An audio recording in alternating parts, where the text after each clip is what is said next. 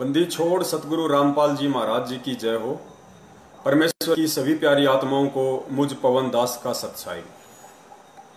आज सभी पुण्यात्माओं का बहुत बहुत आभार और पूर्ण परमेश्वर सतगुरु रामपाल जी महाराज जी के आशीर्वाद से आप सभी पुण्यात्माएं हर बार 8:30 बजे लाइव आ रही हैं और अपने अन्य भगत भाई बहनों को भी जागरूक करने का पुरजोर से काम कर रही हैं।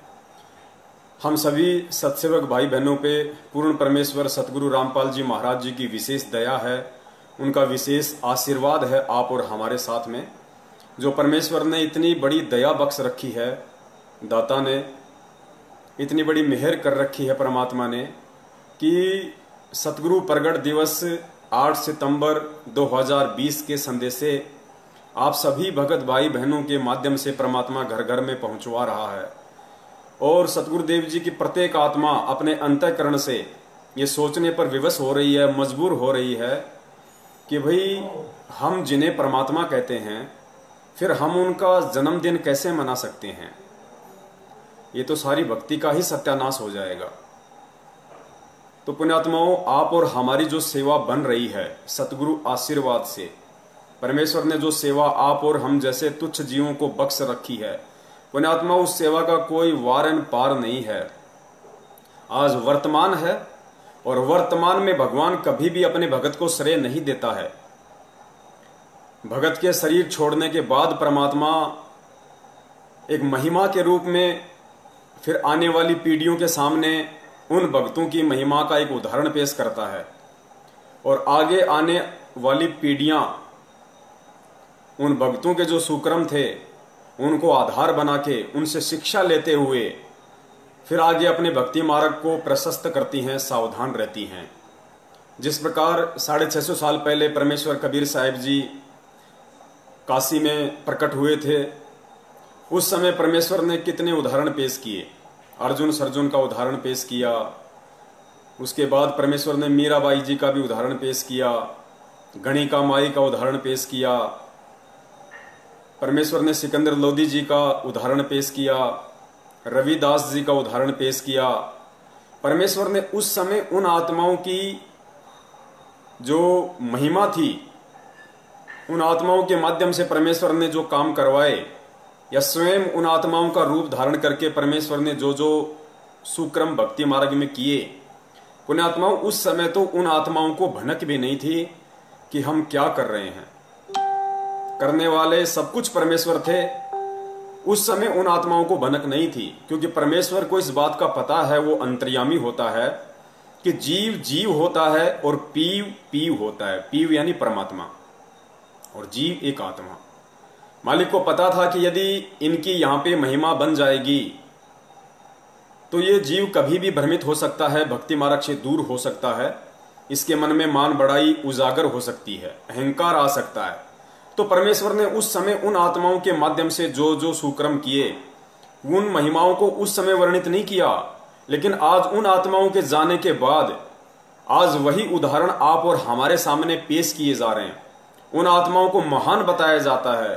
सतगुरुदेव जी कहते हैं कि नानक जी जैसी पुण्य आत्माएं, धर्मदास जी जैसी पुण्य आत्माएं, रविदास जी जैसी पुण्य आत्माएं, पुण्यात्माओं आज उन आत्माओं को एक उदाहरण के रूप में परमेश्वर आप और हमारे सामने पेश कर रहे हैं।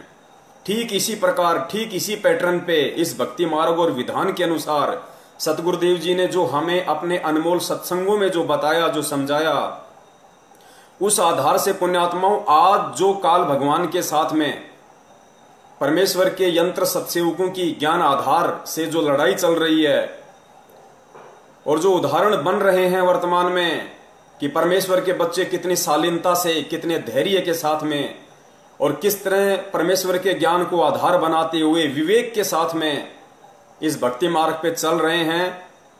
सांसारिक और सामाजिक जो परिस्थितियां हैं उनको भी साथ साथ निभा रहे हैं और भक्ति मार्ग में परमेश्वर ने हमें जो सेवा दे रखी है, सुमरण दे रखा है, नित्य नियम आरतियां दे रखी हैं, जो नियम और मर्यादाएं दे रखी हैं, उनका भी साथ साथ हम निर्वाह कर रहे हैं। उनको भी हम तन्मयता के साथ में सतगुरु आशीर्वाद से निभा रहे हैं, उनको पूरा कर रहे हैं। पुण्यात्माओं, आने वाले समय में परमेश्वर ने कहा है कि 1000 वर्ष तक कम से कम ये भक्ति मार्ग निर्बाध रूप से चलेगा। यानी कलयुग में जो सतयुग है उसका समय परमेश्वर ने आगामी 1000 वर्ष के लिए निर्धारित किया है। पुण्यात्माओं, आप और हम जीव हैं, हम एक लिमिट समय के लिए यहां पे हैं। हमारे श्वासों का लेखा जोखा परमेश्वर ने निर्धारित कर रखा है। कोई 20 साल जिएगा, कोई 25 साल जिएगा, कोई 50 साल जिएगा, तो कोई 70 साल जिएगा।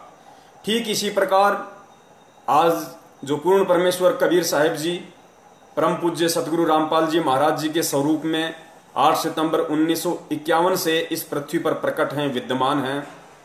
उन्होंने भी काललोक के विधान के अनुसार कि जो आया है वो जाएगा, उस आधार से उन्होंने भी एक दिन ये जो ओवरकोट है जो अपने तेजपुंज के शरीर के ऊपर उन्होंने डाल रखा है, इसको उतारना पड़ेगा, इस कोट को भी छोड़ना पड़ेगा। तो पुण्यात्माओं, 1000 साल तक जो मार्ग चलेगा उस समय ना ही तो सतगुरुदेव जी इस वर्तमान शरीर में रहेंगे, क्योंकि ये उन्हें भी छोड़ना पड़ेगा काललोक के विधान के अनुसार। और आप और हम जैसी पुण्यात्माओं की तो औकात ही क्या है, हमें भी छोड़ना पड़ेगा। तो पुण्यात्माओं, आगामी जो आत्माएं हैं जो 1000 वर्ष तक बिना सतगुरुदेव जी की, बिना अपने गुरु की उपस्थिति के जो भक्ति करेंगी, पुण्यात्माओं, उन आत्माओं के लिए क्या आधार रहेगा? वो आत्माएं किस चीज को आधार बना के भक्ति करेंगी, कैसे वो दृढ़ होंगी इस भक्ति मार्ग पे?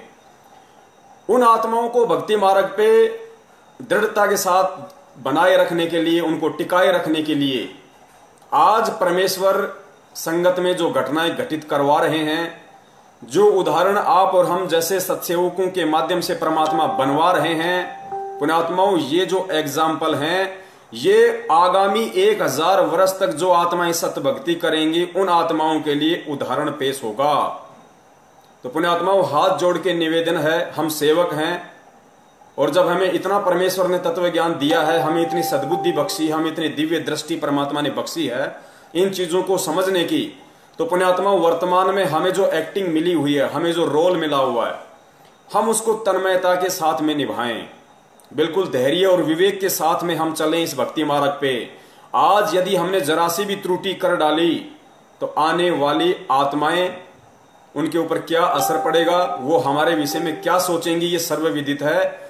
जिस प्रकार आज हम बात बात पर ये बोल देते हैं कि 650 साल पहले उन 64 लाख ने ज्ञान आधार नहीं बनाया, उन 64 लाख भक्तों ने कबीर साहिब को परमात्मा नहीं माना, उन्होंने परमात्मा को जन्म लिया हुआ मान लिया, उनको नीरू नीमा का बेटा मान लिया, जबकि हम ये विचार नहीं करते कि 650 साल पहले वो आत्माएं आप और हम स्वयं ही थी। तो पुण्यात्माओं, आज जैसे हम 650 साल पहले वाली आत्माओं को दोष दे देते हैं, हम उनको निम्न कैटेगरी में शामिल कर देते हैं कि उन्होंने ऐसी गलती कैसे कर दी, अरे परमात्मा ने 120 साल तक इतना ज्ञान समझाया, अरे उस परमात्मा ने तो लीला की थी, रविदास जी से हाथी किराए पे मंगवाया था, अपनी बेटी गणिका से कहा था कि बेटी तू कल सज धज के आना, बोलो जी पिताजी जैसी आपकी आज्ञा।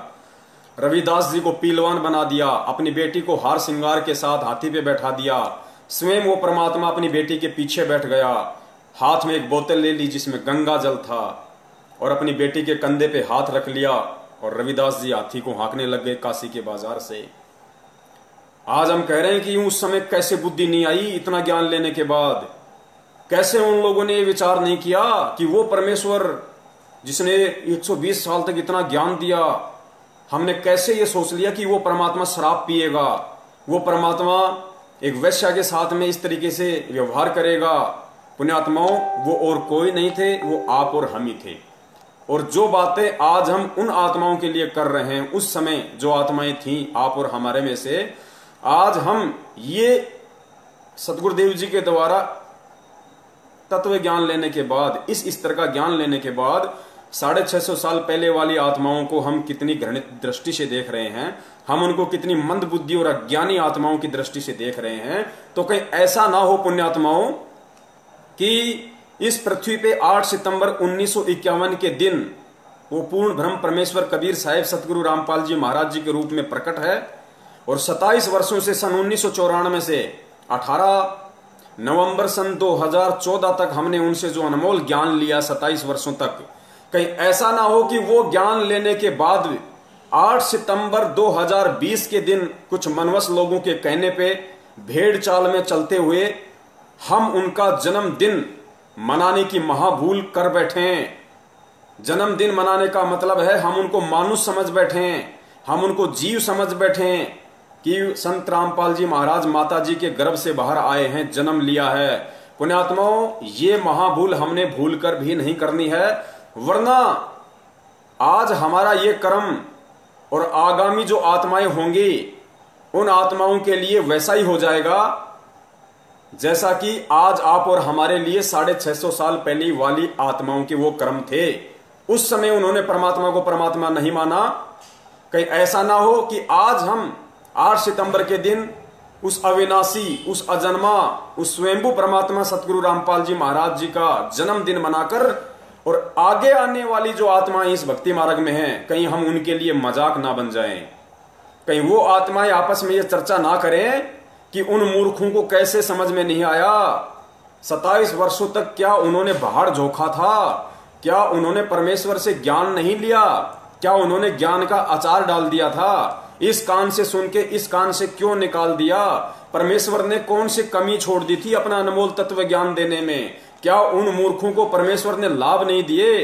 अरे मालिक ने तो इतने लोगों को, मुर्दों को जीवित किया, जिनकी उम्र नहीं थी उनको उम्र दी भक्ति के लिए, लोगों के रोग ठीक किए, कैंसर ठीक किया, एड्स ठीक किया, लाइलाज बीमारियां ठीक की। फिर वो निकम्मे, वो मंदबुद्धि आत्माएं, पुण्यात्माओं, आप और हमारे लिए वो शब्द यूज होंगे यदि 8 सितंबर को हमने ये महागलती कर दी तो इस गलती से कौन कौन पुण्य आत्माएं बचना चाहती है और कौन कौन पुण्य आत्माएं नहीं बचना चाहती है, इसका निर्णय आपने केवल और केवल सतगुरुदेव जी के ज्ञान को ही आधार बनाकर करना पड़ेगा।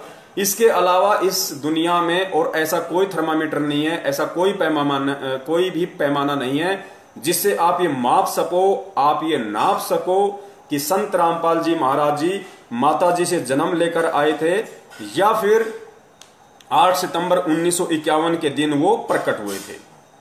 और पुण्यात्माओं, पूर्ण परमेश्वर सतगुरु रामपाल जी महाराज जी ने अब तो अपने सत्संगों के माध्यम से इतनी बड़ी दया कर रखी है कि कुछ भी समझना नामुमकिन नहीं है। पुण्यात्माओं, दुनिया धोखा खा सकती है क्योंकि दुनिया के पास में केवल ज्ञान है, तत्व ज्ञान नहीं है।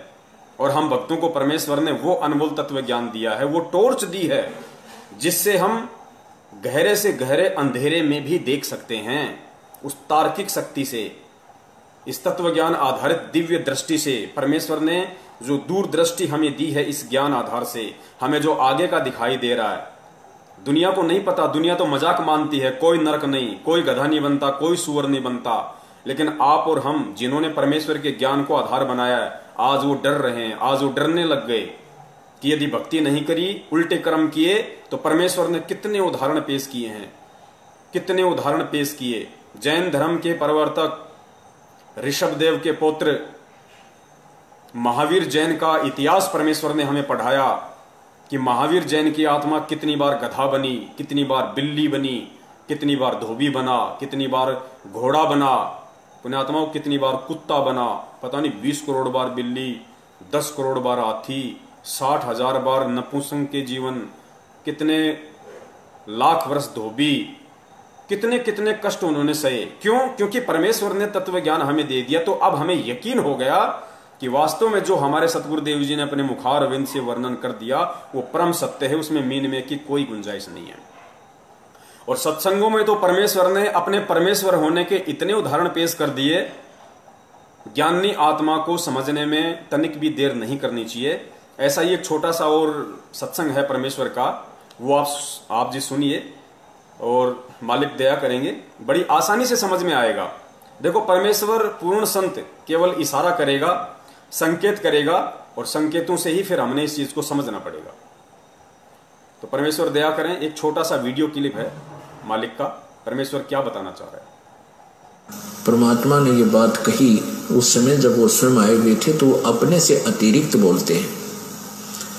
तो आज दास कह रहा है कि इस दास के अतिरिक्त पूरे विश्व में किसी के पास भी आध्यात्मिक यथार्थ मार्ग नहीं है, पूर्ण मोक्ष मार्ग नहीं है, शास्त्र अनुकूल साधना किसी के पास भी नहीं है। दोबारा सुनना पुण्यात्मा, या चाहे कड़वी लागो चाहे मीठी, बात सच्ची है। अभिमान नहीं, परमेश्वर अपने तत्व ज्ञान समझ अतिरिक्त ही बोलते हैं। सुनना, परमात्मा ने ये बात कही उस समय जब वो स्वयं आए हुए थे, तो अपने से अतिरिक्त बोलते हैं, अपने से अतिरिक्त। तो आज दास कह रहा है कि इस दास के अतिरिक्त पूरे विश्व में किसी के पास भी आध्यात्मिक यथार्थ मार्ग नहीं है।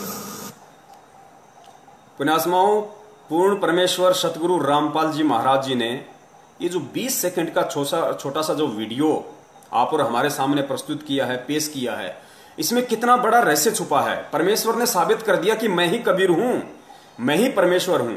इन्होंने क्या कहा कि परमेश्वर जब भी आते हैं वो अपने से अतिरिक्त ही बोलते हैं। परमेश्वर जब भी आते हैं अपने से अतिरिक्त ही बोलते हैं।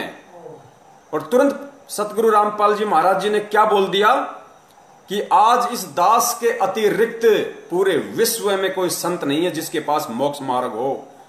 यानी पहले तो सतगुरु रामपाल जी महाराज जी ने परमेश्वर की जो लक्षण है वो बता दिए कि वो केवल अपने अतिरिक्त ही बोलता है, और तुरंत फिर स्वयं भी बोल दिया कि मुझ दास के अतिरिक्त पूरे विश्व में, अर्थात यदि परमेश्वर अपने से अतिरिक्त बोलते हैं तो आज वर्तमान में अपने से अतिरिक्त ये विश्व को संदेश देने वाले कि मेरे अतिरिक्त, इस दास के अतिरिक्त, इस रामपाल दास के अतिरिक्त पूरे विश्व में कोई संत नहीं है जिसके पास पूर्ण आध्यात्मिक मार्ग हो।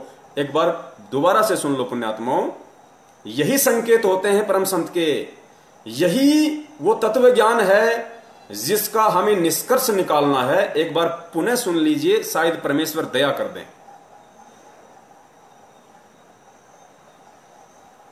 परमात्मा ने ये बात कही उस समय जब वो स्वयं आए हुए थे, तो अपने से अतिरिक्त बोलते हैं।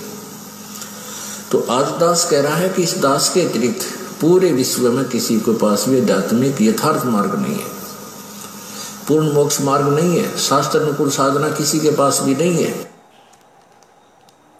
पुण्यात्माओं, शब्द सैन सतगुरु की पेछाणी पाया अटल सुहाग रे, यही वो संकेत है, यही वो इशारे होते हैं पूर्ण संत के सत्संगों के बीच बीच में, जो हम आत्माओं ने उनके ज्ञान को आधार बना के पकड़ना पड़ता है, समझना पड़ता है। सद्बुद्धि भी परमेश्वर ही देता है, लेकिन परमेश्वर सद्बुद्धि देगा कब? जब हम उसको परमेश्वर मानेंगे। यदि हम उनको खाली रामपाल मानेंगे, कोई संत मानेंगे, एक साधारण सा गुरु मानेंगे, तो वो सद्बुद्धि, वो परमेश्वर बख्शिश नहीं करेगा जिसकी हमें अति आवश्यकता है। क्योंकि भक्ति मार्ग में गुरुदेव ने बताया कि बिना विश्वास के, यदि आपको भक्ति मार्ग में विश्वास नहीं है, क्योंकि भक्ति मार्ग का आधार क्या है? भक्ति मार्ग का आधार सर्वप्रथम शास्त्र होता है, और शास्त्र से जब यह साबित हो जाता है कि पूर्ण संत कौन है, और यदि आप उस पूर्ण संत की शरण में आ जाते हो, तो उसके बाद भक्ति मार्ग का आधार वो शास्त्र ना होकर वो परम संत हो जाता है। आपका गुरु ही आपका आधार हो जाता है। गुरुदेव कहते हैं ना, भाई कर ले गुरु वकील मुकदमा भारी है। भाई कर ले गुरु वकील मुकदमा भारी है। हम शरीर छोड़ते वक्त सोचें कि ये शास्त्र अपने कांख में दबा के ऊपर ले चलेंगे, हम पार हो जाएंगे, नहीं, हमें सतगुरु की ही आवश्यकता पड़ेगी। इसलिए इस भक्ति मार्ग में जब तक हमें विश्वास नहीं होगा, क्या विश्वास नहीं होगा कि मैं जिनकी भक्ति कर रहा हूं और मैं जिनकी शरण में हूं वो कोई परम शक्ति है या नहीं है। एक छोटी सी ऑडियो क्लिप, क्योंकि ये थोड़ी भूमिका बन रही है पुण्यात्माओं, आगे परमेश्वर आज जो खुलासा करवाएंगे, क्योंकि बहुत सारे भगत भाइयों की काफी शंकाओं का तो परमेश्वर ने वीडियो बनवा के 2-4 दिन से काफी तो निवारण हो गया है उनकी शंकाओं का, लेकिन कुछ एक भगत भाइयों की ये शंका रह गई कि भाई बाकी बात तो ठीक है, हमारे समझ में आ गई कि संत रामपाल जी महाराज जी अकेले वो संत हैं जिन्होंने दुनिया में ये अनमोल तत्व ज्ञान दिया है। शास्त्रों को खोल खोल कर खुले में टीवी चैनलों पे यदि किसी ने दिखाया है तो केवल हमारे पूज्य गुरुदेव सतगुरु रामपाल जी महाराज जी हैं। लेकिन हमारे शंका इतनी सी है कि भाई कबीर साहिब जी ने कभी शादी नहीं की, कबीर साहिब जी के कभी बच्चे पैदा नहीं हुए, तो समझ में हमारे ये नहीं आ रहा कि यदि 8 सितंबर 1951 से यदि वो प्रकट हैं, संत रामपाल जी महाराज जी के स्वरूप, उनके शरीर को काम में लेते हुए यदि साक्षात वो कबीर परमेश्वर ही उनके स्वरूप है, उस रूप में है, तो शादी क्यों की? अंजू मंजू वीरेंद्र और मनोज को पैदा क्यों किया? अनारो माई के पति क्यों कहलाए? परमेश्वर के तो ये कर्म नहीं होते कि वो शादी करता है, वो बच्चे पैदा करे। अब इस बात को तो हम झुठला भी नहीं सकते, क्योंकि उनके 4 बच्चे भी हैं, उन्होंने शादी भी की है। तो पुण्यात्माओं, आज का ये महत्वपूर्ण विषय होगा और ससबूत परमेश्वर इसको साबित करवा देंगे, आज ही करवा देंगे। हमारा एक भाई था पहले, अब तो वो गुरुद्रोही हो गया। देखो पुण्यात्माओं, आत्मा सब परमात्मा की है, चाहे गुरुद्रोही की हो या चाहे वर्तमान भगत की हो। राग द्वेष हमें ना गुरुद्रोही से करना है, ना हमें किसी जगत वाले से करना है, ना हमें किसी वर्तमान से करना है। तो परमेश्वर ने सिखाया ही नहीं। गुरुद्रोही अपना कर्म भोगेगा, भगत अपना सुक्रम पाएगा। ठीक है, हमें जो मर्यादा जो परमात्मा ने बताई है, गुरुद्रोही से जो बचने के तरीके परमेश्वर ने बताए हैं, हमें उनको अवश्य फॉलो करना है। बाकी राग द्वेष हमें किसी से नहीं करना। तो हमारा जो संजय भाई था वो अभी गुरुद्रोही हो चुका है, पूर्ण रूप से गुरुद्रोही हो चुका है। स्वयं वो जगत गुरु की उपाधि ले चुका है, पूर्ण गुरु की उपाधि ले चुका है, तत्वदर्शी संत की उपाधि ले चुका है वो। और उसी के जैसी कुछ माड़े संस्कार वाली जो आत्माएं हैं वो उसके पीछे लगी हुई हैं, उसको दंडवत प्रणाम कर रही हैं, उसके लिए 56 भोग लगा रही हैं। वो स्वयं 56 भोग लगाता है, बाकी उसका जो झूठा है वो अन्य भगत खा रहे हैं वहां पे हिमाचल में। तो वो भाई कहा करता था कि परमेश्वर साबित करवा देंगे, परमेश्वर साबित करवा देंगे। इसलिए दास कह रहा है कि ये पवन दास परमात्मा का कुत्ता ये नहीं कहेगा कि परमात्मा साबित करवा देंगे, परमात्मा साबित करवा देंगे। नहीं, परमेश्वर आज इसी वीडियो में साबित करवा देंगे, दास ये कह रहा है। तो भक्ति में विश्वास और कितना जरूरी है परमेश्वर पे। गुरुजी ने कितनी बार सत्संगों में जिक्र किया, बार बार किया कि बिना विश्वास के भक्ति निष्फल है। और एक छोटी सी ऑडियो क्लिप परमेश्वर की आप और सुन लीजिए, उसके बाद भूमिका जबरदस्त बन जाएगी। क्योंकि पुण्यात्माओं, जब तक यदि कोई मकान बनाना चाहता है, कोई बिल्डिंग खड़ी करना चाहता है, तो गुरुदेव ने बताया कि फाउंडेशन बहुत स्ट्रांग होना चाहिए, मजबूत होना चाहिए, नींव मजबूत होनी चाहिए। नींव जितनी मजबूत होगी, बिल्डिंग चाहे उसके ऊपर उतनी ही ऊंची खड़ी कर लो, जरा सा भी दिक्कत नहीं आएगी। तो हमें थोड़ी भूमिका बनानी पड़ेगी पहले, उसके बाद फिर हम आज जो खुलासे होंगे जो परमेश्वर की दया से, उसके बाद हमें पक्का यकीन हो जाएगा कि वास्तव में यही लीला है परमेश्वर की।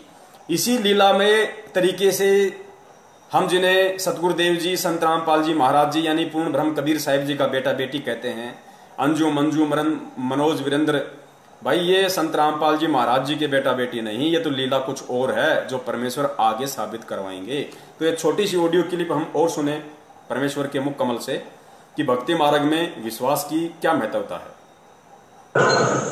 अब उधर से परमात्मा उसी दिन रात्रि में सत्संग कर रहे थे 7-8 बजे से, और सर्दियों का मौसम था। अब कुछ भक्त सामने आसपास बैठे थे। एकदम परमात्मा ने क्या किया, ऐसे मुंह पर करनो हाथ फेर कर ऐसे झटका दिया। आसपास के बैठे भक्ता के छिट्टे, पास के बैठे भक्ता के छिट्टे लगे। उन्होंने सोचा भाई पसीने कैसे आगे सर्दी में, गुरुजी आपके पसीने आगे? तो प्रभु बोले ना भाई पसीने को नहीं आए। और क्या था, ये पानी कहाँ से आ गया? कि मेरे भगत का जहाज डूबा था, दामोदर सेठ नहीं था भी नाम लेकर गया था, कहाँ जी, हाँ जी, उसका जहाज डूबा था भाई। अब वो उसने बचा कर आया हूँ। अब वो भगत सोच रहे थे अब भाई, अब क्योंकि हम भक्ति अवश्य करते हैं लेकिन विश्वास तो नहीं होता। अब परमात्मा कहते हैं कहाँ हो तो हरि नाम से, जब मन में नहीं विश्वास, बिना विश्वास के जो भक्ति करते हैं वो सफल नहीं होते हैं। तो वो कच्चे से थे और मन में उनका यूं थी, ऐसे ही शब्द गा रहे थे, ज्ञान सुना रहे थे, पसीने आगे होंगे, हमारे सामने बैठे और वहां कैसे समुद्र में जहाज में बचा के आए हैं। वो तो बात कही आई। परमेश्वर कह रहे हैं कि क्या होत हरि नाम बिना, क्या होत हरि नाम से जो मन में ना विश्वास। यानी यदि आपने अपने सतगुरुदेव जी से नाम दीक्षा भी ले ली, क्या होत हरि नाम बिन, गुरु नाम नहीं कहा, हरि नाम। हरि कौन? हमारे पूज्य परमेश्वर। तो क्या होत हरि नाम से जो मन में ना विश्वास।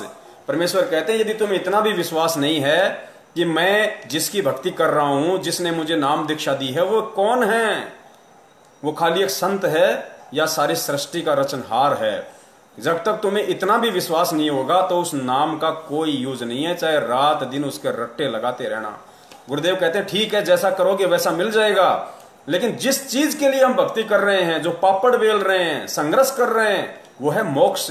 मोक्ष नहीं हो पाएगा जब तक हम गुरुदेव पे विश्वास नहीं करेंगे। तो पुण्यात्माओं, ब्लाइंड फेथ की जब जब सतगुरु रामपाल जी महाराज जी बात करते हैं तो ब्लाइंड फेथ के विषय में उन्होंने कहा कि सतगुरु के ऊपर, अपने गुरु के ऊपर, उनके प्रत्येक वचन के ऊपर तुम लोगों ने ब्लाइंड फेथ करना होगा, अंधविश्वास करना होगा। और साथ ही परमेश्वर ने फिर यह भी क्लियर किया कि ब्लाइंड फेथ केवल अपने गुरु के ऊपर ही करना है। जब तुम्हारा गुरु तुम्हें यह साबित कर दे कि मैं ही सच्चा गुरु हूं और मैंने तुम्हें जो मंत्र दिए हैं वो वास्तविक यथार्थ सत्य भक्ति के मंत्र हैं, ये वही मंत्र हैं जो परमेश्वर ने 650 साल पहले आके दिए, जो धर्मदास जी को दिए, मलुक दास जी को दिए, गरीबदास जी को दिए, दादू जी को दिए, नानक जी को दिए, और उन आत्माओं का उद्धार हुआ। उसके बाद पुण्यात्माओं, हमें ब्लाइंड फेथ केवल और केवल सतगुरु पे करना है, सतगुरु के भाई पे नहीं, सतगुरु की मां पे नहीं, सतगुरु के पापा पे नहीं, सतगुरु के भाई बंधुओं पे नहीं, उनके कोऑर्डिनेटर सिस्टम पे नहीं, केवल सतगुरु के ऊपर। और यही हम लोगों ने सबसे बड़ी मूर्खता की, हम लोगों ने सबसे बड़ा जो धोखा खाया भक्ति मार्ग में वो यही खाया कि सतगुरु पे तो हमें पता नहीं विश्वास हुआ या नहीं हुआ, लेकिन सतगुरु के पीछे जो उनके परिवार वाले थे, जो रिश्तेदार थे, जो एक मैनेजमेंट सिस्टम बना हुआ था, उन लोगों पे हमने आवश्यकता से ज्यादा विश्वास कर दिया, अपनी सर की पगड़ी उतार के उनके चरणों में रख दी हमने। वो ब्लाइंड फेथ हमारा गलत था, हमारा रॉन्ग था। हमें गुरुदेव ने केवल परमेश्वर पे विश्वास करना सिखाया, अपने ऊपर विश्वास करना सिखाया कि अपने गुरु पे ब्लाइंड फेथ करो, गुरु के परिवार पे नहीं। लेकिन हमने गुरु पे कम और परिवार पे ज्यादा विश्वास किया। आज दुर्गतियां हो रही है संगत में, दुर्गतियां, बेमौत मर रहे हैं सारनामी लोग, सतनामी लोग, प्रथम नाम बेमौत मर रहे हैं। इसका मतलब ये नहीं कि यदि आपको नहीं मालूम पड़ रहा तो संगत में दुर्गति नहीं हो रही, संगत में दुर्गतियां हो रही हैं। जिन्होंने परमेश्वर को परमेश्वर नहीं माना, जिन्होंने सतलोक आश्रम मैनेजमेंट हरियाणा के कहने पर राजनीतियां की हैं, आरक्षण बाजियां की हैं, भगत समाज को प्रेरित करके उनका खून निकलवाया है, वो खून फिर प्राइवेट संस्थाओं को ऊंचे पैसों में बेचा गया है, व्यापार किया गया उनके खून का, गुरु की आड़ में, रक्तदान की आड़ में, और फिर सार नाम की आड़ में कितने भक्तों को मूर्ख बनाया गया कि कितने भगत उनके चक्कर में आके परमेश्वर से दूर हुए हैं। तो पुण्यात्मा, ब्लाइंड फेथ हमें केवल परमेश्वर पे करना है। और यही महागलती 8 सितंबर 2020 को हजारों की संख्या में लोग करने जा रहे हैं, हजारों की संख्या में। और परमेश्वर बार बार अपने सत्सेवक बच्चों को निमित्त बना रहे हैं कि वो गलतियां करने से मेरे बच्चे बचें। तो पुण्यात्माओं, अब हम आगे बढ़ते हैं। एक छोटा सा वीडियो परम पूज्य सतगुरु रामपाल जी महाराज जी का, उनके मुखारविंद से एक अनमोल वचन। ये वीडियो आप सुनोगे पुण्यात्माओं, आपकी आत्मा गदगद हो जाएगी कि परमेश्वर ने स्पष्ट संकेत दे दिया, खुलकर संकेत दे दिया। इस वीडियो में आप ये ना समझना कि इससे पहले कबीर साहिब जी का प्रकरण चल रहा था और उस आधार से परमात्मा अपने ऊपर लेके कह रहे हैं, नहीं। इस वीडियो में परमेश्वर ने अपने आप को जनाते हुए कि मैं ही कबीर हूं, मैं ही परमात्मा हूं, स्पष्ट रूप से वो नहीं बोल पा रहे अपने विधान के अनुसार, काल भगवान को दिए गए वचन के अनुसार, लेकिन पुण्यात्माओं उन्होंने स्पष्ट बोलने में कोई कमी भी नहीं छोड़ी इस छोटे से वीडियो में, 1.5 मिनट के वीडियो में। और परमेश्वर की जो आत्माएं होंगी वो तुरंत पकड़ जाएंगी इस बात को कि सतगुरु रामपाल जी महाराज जी के रूप में हमारे सामने कौन प्रकट है, कौन उपस्थित है। और 8 सितंबर को हम उनका जन्मदिन मनाकर कितनी बड़ी महाभूल अपने जीवन की करने जा रहे हैं। सुनिए परमेश्वर के मुखारविंद से, एक एक शब्द को ध्यान से सुनना पुण्यात्मा, एक एक शब्द को। ये काल का लोक है। और यहाँ क्या हाल है प्राणी का, एक रोटी के लिए सारा जीवन भटका मर जाता है और पूरा नहीं पटता इसका। और उसके साथ साथ फिर 36 टेंशन और ला रखी इसने। तो ये इतना दुखी क्यों कर रहा है आपको? ये इसलिए कर रहा है कि तुम मेरे बच्चे हो। और इसने वहां गलती करी थी और साथ करी थी तुमने। अब आप मुझे बुरे नहीं लगते? जैसे सेब विक्रेता एक सेब बेचनिया सेब रखा टोकरी में और उसमें 1 2 4 सेब अगर खराब हो जाती है तो उसका कितना दिल दुख है, कितनी कीमती है। लेकिन उन सेबों को, उन ठीक से खराब सेबों को स्वस्थ सेबों में नहीं रख सकता, उसकी मजबूरी है कि वह भी खराब हो जाएंगी। तो तुम खराब सेब होगी थी और तुमको वहां से निकालना मेरी मजबूरी थी ना, तुम ओरा न भी बिगाड़ो, इसलिए तुम्हें फेंकना पड़ा कुर्डियों पे। या कुर्डी है या सड़ रहे हो। और अब भी मुझे, अब वो तो एक उदाहरण है, लेकिन आत्मा और सेब में इतना अंतर है कि तुम्हारे अंदर मलिनता आ गई थी, अब यहाँ भट्ट में तुम जल रहे हो। अब तुम्हें ज्ञान देकर और सच्चाई बताकर मैं फिर आपको वापस ले जाना चाहता हूँ और ऐसा मंत्र दूंगा तुम फिर से उसी स्थिति में आ जाओगे, ऐसे भक्ति युक्त हो जाओगे। पुण्यात्माओं, परम पूज्य परमेश्वर सतगुरु रामपाल जी महाराज जी ने इस छोटे से वीडियो में 3 पॉइंट बोल के सीधे सीधे अपने ऊपर लेकर ये स्पष्ट कर दिया, ये साबित कर दिया कि मैं ही कबीर हूं। शुरुआत में परमेश्वर ने कहा कि तुम मेरे बच्चे हो, जबकि परमेश्वर तो एक आम भगत की भूमिका भी कर रहे हैं, संत की भूमिका भी कर रहे हैं। कई बार सत्संगों में परमेश्वर कहते हैं कि हम सब काल के लोक में आ गए, हम सब इसके ऊपर आसक्त हो गए, हम सब भ्रमित हो गए। और आज स्पष्ट कर रहे हैं कि तुम मेरे बच्चे हो, अपने तरफ इशारा करके। फिर कहते हैं, फिर दूसरा परमेश्वर ने बताया कि सतलोक से तुम्हें निकालना मेरी मजबूरी हो गई। ये नहीं कह रहे कि कबीर जी की मजबूरी हो गई, स्पष्ट बोल गए परमेश्वर कि तुम्हें काल वहां सतलोक से निकालना, तुम्हारे अंदर मलिनता आ गई थी तो तुम्हें निकालना मेरी मजबूरी हो गई। और तीसरी बार कह रहे हैं कि मैं तुम्हें अब वापस लेने के लिए आया हूं। बच्चों, मैं तुम्हें वापस लेने के लिए आया हूं। पुण्यात्माओं, और संकेत होते क्या हैं? संकेत यही तो होते हैं। अब इससे ज्यादा गूढ़ संकेत परमेश्वर देंगे तो हम समझ ही नहीं पाएंगे, क्योंकि हमारी बुद्धि वहां तक काम ही नहीं करेगी। पुण्यात्माओं, हम जीव हैं, जीव, चाहे यहां कोई राष्ट्रपति हो, चाहे प्रधानमंत्री हो, और जीव की सोच, जीव की मेमोरी केवल कुछ MB की है, 1 या 2 MB बड़ी मुश्किल से। यहां का जो बड़े सा बड़ा, जो हम विद्वान समझते हैं, जिसको वैज्ञानिक समझते हैं, साइंटिस्ट समझते हैं, जिसने बड़े से बड़े आविष्कार किए हैं, उसकी बुद्धि केवल कुछ MB की है। और परमेश्वर का ज्ञान है करोड़ों GB का, करोड़ों GB का। तो सोचो वो कैसे समा सकता है हमारे अंदर? नहीं। इसलिए परमेश्वर उसी तरीके से संकेत करते हैं, उसी तरीके से इशारा करेंगे जो हम समझ सकें, जो हम समझ सकें। और हमारे लिए उतना ही पर्याप्त है कि वो संकेत समझ के हम निकल ले यहां से। तो विषय हमारा सतगुरु प्रकट दिवस को लेकर है, और 2 दिन तक और परमेश्वर दास को लाइव लेके आएंगे छोटे छोटे मुद्दों पे, ताकि परमेश्वर की आत्माओं तक संदेशा ज्यादा से ज्यादा जाए।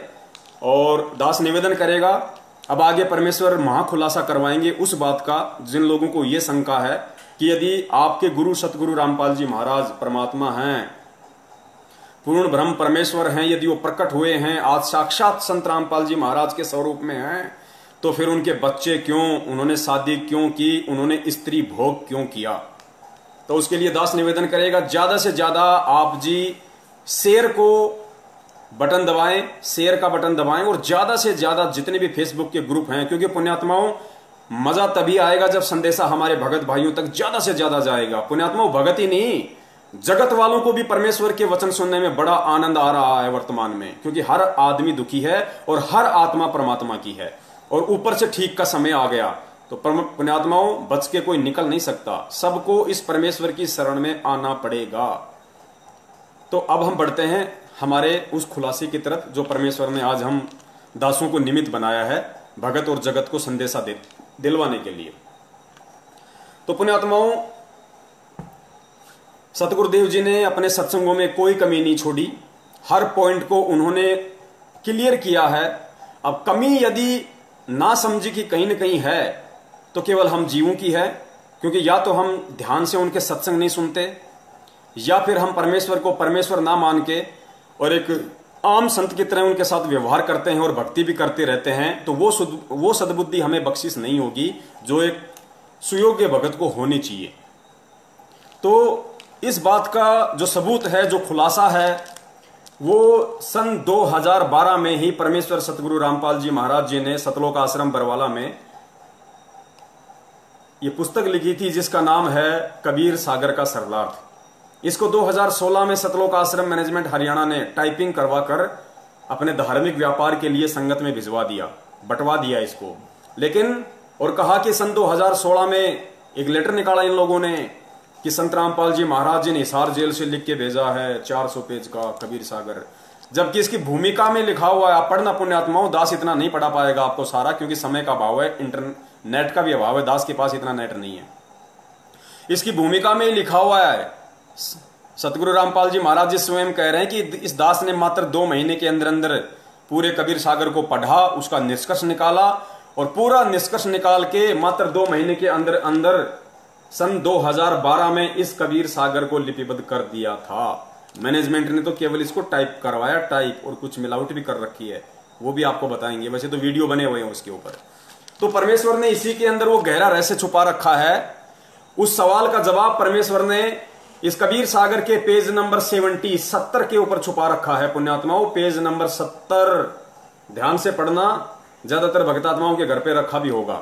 तो चलिए हम सीधे चलते हैं point two point page number 70 पे। पेज नंबर 70, ये देखिए पुण्यात्माओं, ये है पेज नंबर 70। आपको उल्टा दिखाई देगा, इसलिए दास पढ़ के आपको सुनाएगा, आप देख लेना अपने घर पे। इसमें दास आपको थोड़ा सा मौखिक बता देता है। इसमें श्री कृष्ण जी का मैटर है, थोड़ा सा श्री कृष्ण जी और दुर्वासा ऋषि जी का थोड़ा सा मैटर है।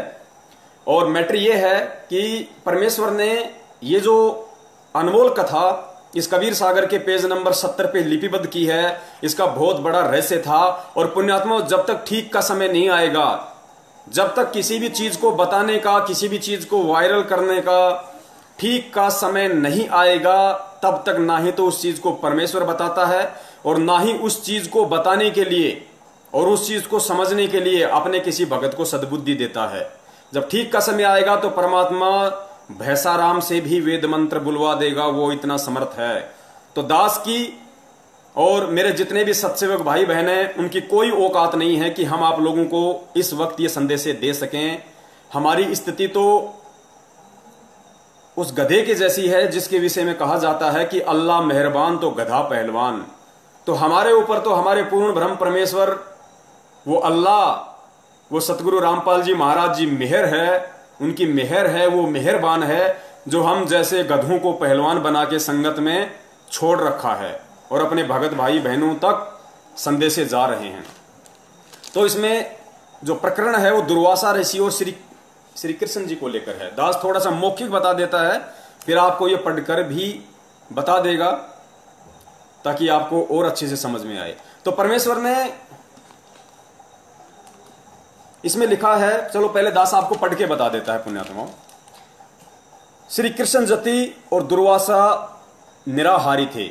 श्री कृष्ण जी जति पुण्यात्माओं, इसी कबीर सागर के पेज नंबर 70 पे परमेश्वर ने 2 प्रकार के जति बताए। एक जति वो होता है जो कभी स्त्री भोग नहीं करता, और दूसरा जति वो होता है जो सिवाय अपनी औरत के अन्य किसी के साथ भोग नहीं करता है। 2 प्रकार के परमेश्वर ने जति बताए हैं। पुण्यात्माओं, अंतर्यामी परमेश्वर को मालूम था इस बात का कि दुनिया तो बहुत देरी से समझेगी, मेरे से नाम उपदेशी जो भगत हैं उनके 2 ग्रुप बनेंगे, ए और बी, सत्सेवक और मैनेजमेंट, और आपस में उनका इन बातों पे तर्क वितर्क होगा, वाद विवाद होगा। तो अंतर्यामी परमेश्वर ने 2012 में ही ये महत्वपूर्ण उदाहरण प्रस्तुत करके छोड़ दिया था कि जब ठीक का समय आएगा तो एक भाई दूसरे भाई को समझाने के लिए मेरे द्वारा लिपिबद्ध इस कहानी का उपयोग करेगा। वो अंतर्यामी परमेश्वर है पुण्यात्माओं।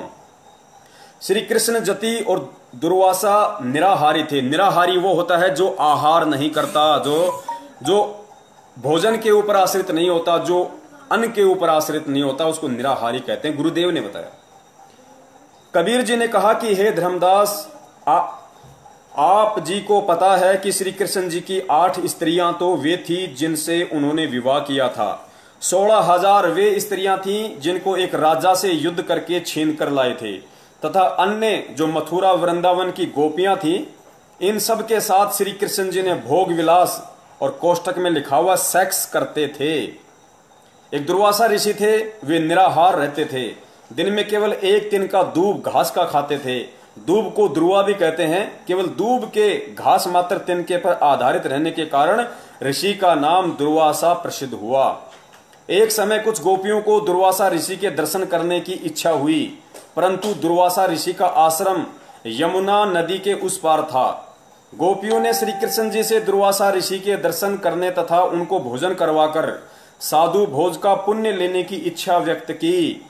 श्री कृष्ण जी ने कहा कि बहुत अच्छा उद्देश्य है, जाओ।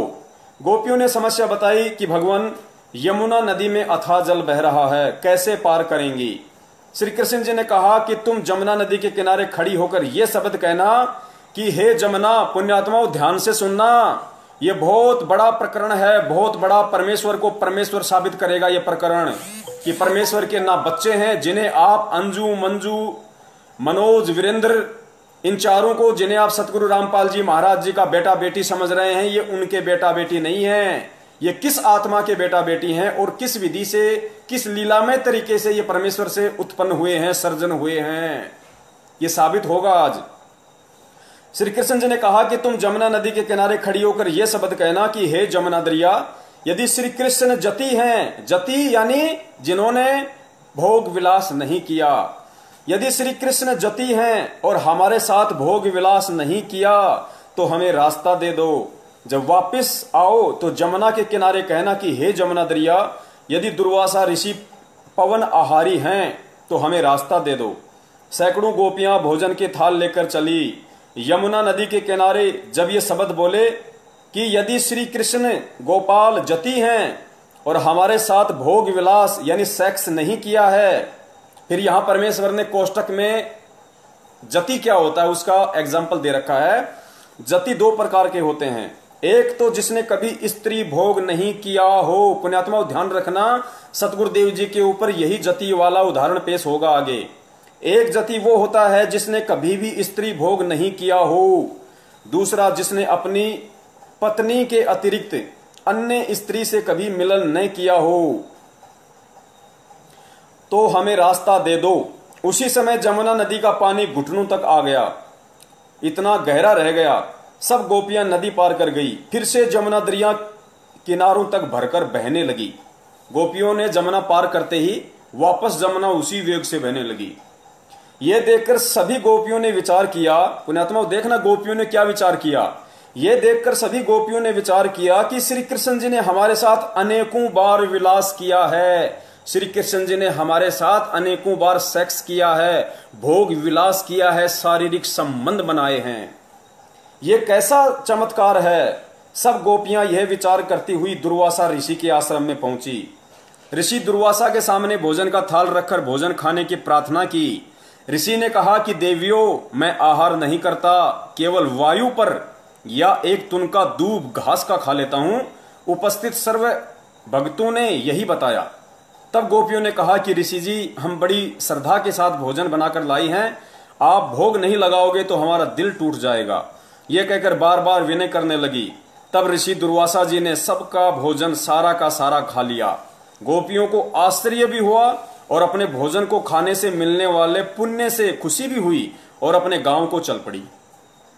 यमुना दरिया पर आकर उनको याद आया कि क्या शब्द कहना है। उन्होंने कहा कि हे जमुना दरिया, यदि दुर्वासा जी पवन आहारी हैं, जो केवल वायु पर आधारित हैं, भोजन नहीं करते हैं, यदि दुर्वासा जी पवन आहारी हैं तो हमें रास्ता दे दो।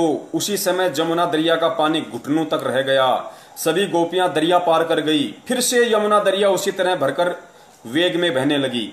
श्री कृष्ण जी ने गोपियों से पूछा, कहो कैसा रहा सफर। सब गोपियां मुस्कुराकर अपने अपने घर चली गई और बोली, आपको सब पता है। संत गरीबदास जी गांव छुड़ानी जिला जजर हरियाणा वाले को परमेश्वर कबीर जी ऐसे ही मिले थे जैसे सेठ धर्मदास जी को मिले थे।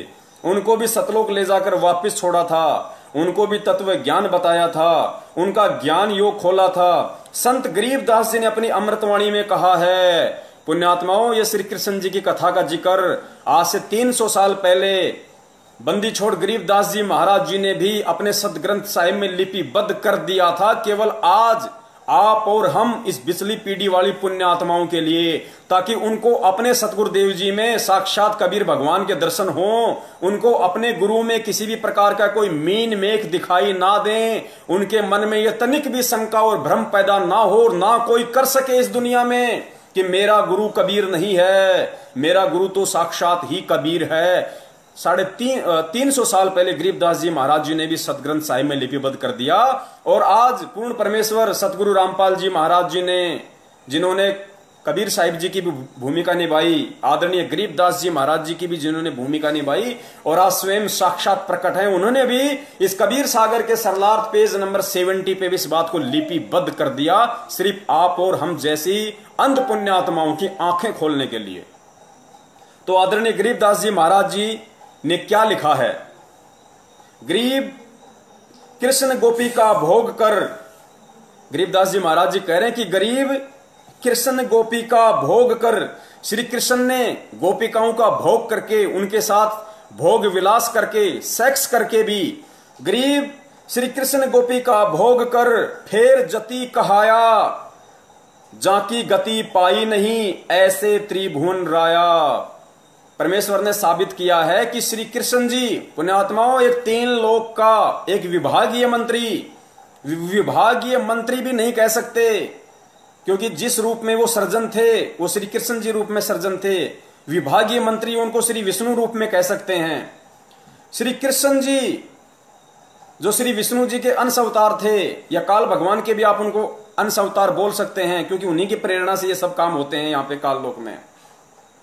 श्री कृष्ण जी ने गोपिकाओं के साथ, पुण्यात्माओं, वृंदावन की गोपिकाएं और उसके अतिरिक्त 16,000 वो औरतें जिनको वो एक राजा से युद्ध कर कर छीन कर लेके आए थे, उसके बाद भी परमेश्वर क्या कह रहे हैं कि गरीब श्री कृष्ण गोपी का भोग कर फेर जति कहाया। वो जति कहाए, जति जाकी गति पाई नहीं ऐसे त्रिभुवन राया। भावार्थ, श्री कृष्ण जी की रुचि स्त्री भोग करने की नहीं थी, यह कोई पूर्व संस्कार था, उनका निर्वाह किया था। श्री कृष्ण जी विद्वान थे, जानबूझकर विलास करना उनका उद्देश्य नहीं था। फिर आगे दुर्वासा ऋषि के विषय में लिखा परमेश्वर ने, ऋषि दुर्वासा तप करे, दुर्वा करे आहार, प्रेम भोज गोपियन का खाया तनिक लनाई वार। दुर्वासा पवन आहारी थे, सब भोजन खाया, श्रद्धालु की श्रद्धा पूर्ण कीनी, ताते भोग लगाया। पुण्यात्माओं, इस कथा से केवल हमें इतना ही सारांश लेना था। इस कथा से परमेश्वर ने यह साबित किया है कि श्री कृष्ण जी जो एक छोटी सी पावर थी, पुण्यात्माओं, परमेश्वर के तो पैर के नाखून के 1,00,000वें हिस्से के बराबर भी श्री कृष्ण जी नहीं है, और ना ही दुर्वासा ऋषि जी थे, क्योंकि ये सब भी उसी परमेश्वर से प्राप्त पावर से अपने सारे काम करते हैं। क्योंकि काल भगवान आप और हमारी भक्ति कमाई से टैक्स लेता है, गुरुदेव ने बताया, उस टैक्स से ही अपना सारा सिस्टम चला रहा है। इन आत्माओं से भक्ति करवा देता है ओम नाम की, इन आत्माओं से किसी जन्म में वो तप करवा देता है, उस तप के बदले फिर उनको इस तरह का जीवन दे देता है, इनकी महिमा बन जाती है। तो श्री कृष्ण जी जो एक छोटी सी पावर थी, पुण्यात्माओं, जब वो 16,000 औरतों के साथ में और वृंदावन की गोपियों के साथ में अनेकों बार भोग विलास करके भी जति कहला सकते हैं, तो फिर हमारे पूज्य परमेश्वर सतगुरु रामपाल जी महाराज जी तो स्वयं साक्षात पूर्ण ब्रह्म कबीर साहिब हैं, फिर वो जति क्यों नहीं कहला सकते? पुण्यात्माओं, श्री कृष्ण जी ने 16,000 औरतों के साथ भोग विलास किया था, गोपियों के साथ भोग विलास किया था, और उनके भोग विलास करने से उनके पुत्र भी उत्पन्न हुए, बेटे बेटियां भी उत्पन्न हुई। उन गोपियों को, उन 16,000 रानियों को पुत्र पुत्रों की भी प्राप्ति हुई। तो ये विचारणीय विषय है कि उन गोपियों की जो संतान थी, उनका बाप कौन कहलाया, उनका पिता कौन कहलाया, बिना भोग बिना सेक्स के वो बच्चे कैसे उत्पन्न हुए। उसके बाद भी आदरणीय गरीबदास जी महाराज जी ने उनको जति की संज्ञा दी है, सिर्फ और सिर्फ इसलिए कि इस कलयुग की बिचली पीढ़ी में जब भगत समाज के सामने ये सवाल खड़ा होगा, ये प्रश्न खड़ा होगा कि संत रामपाल जी महाराज जी ने तो शादी की है, स्त्री भोग किया है, उनके तो बच्चे हुए हैं, फिर वो परमात्मा कैसे हैं, तो उसका जवाब ये श्री कृष्ण जी की कथा है।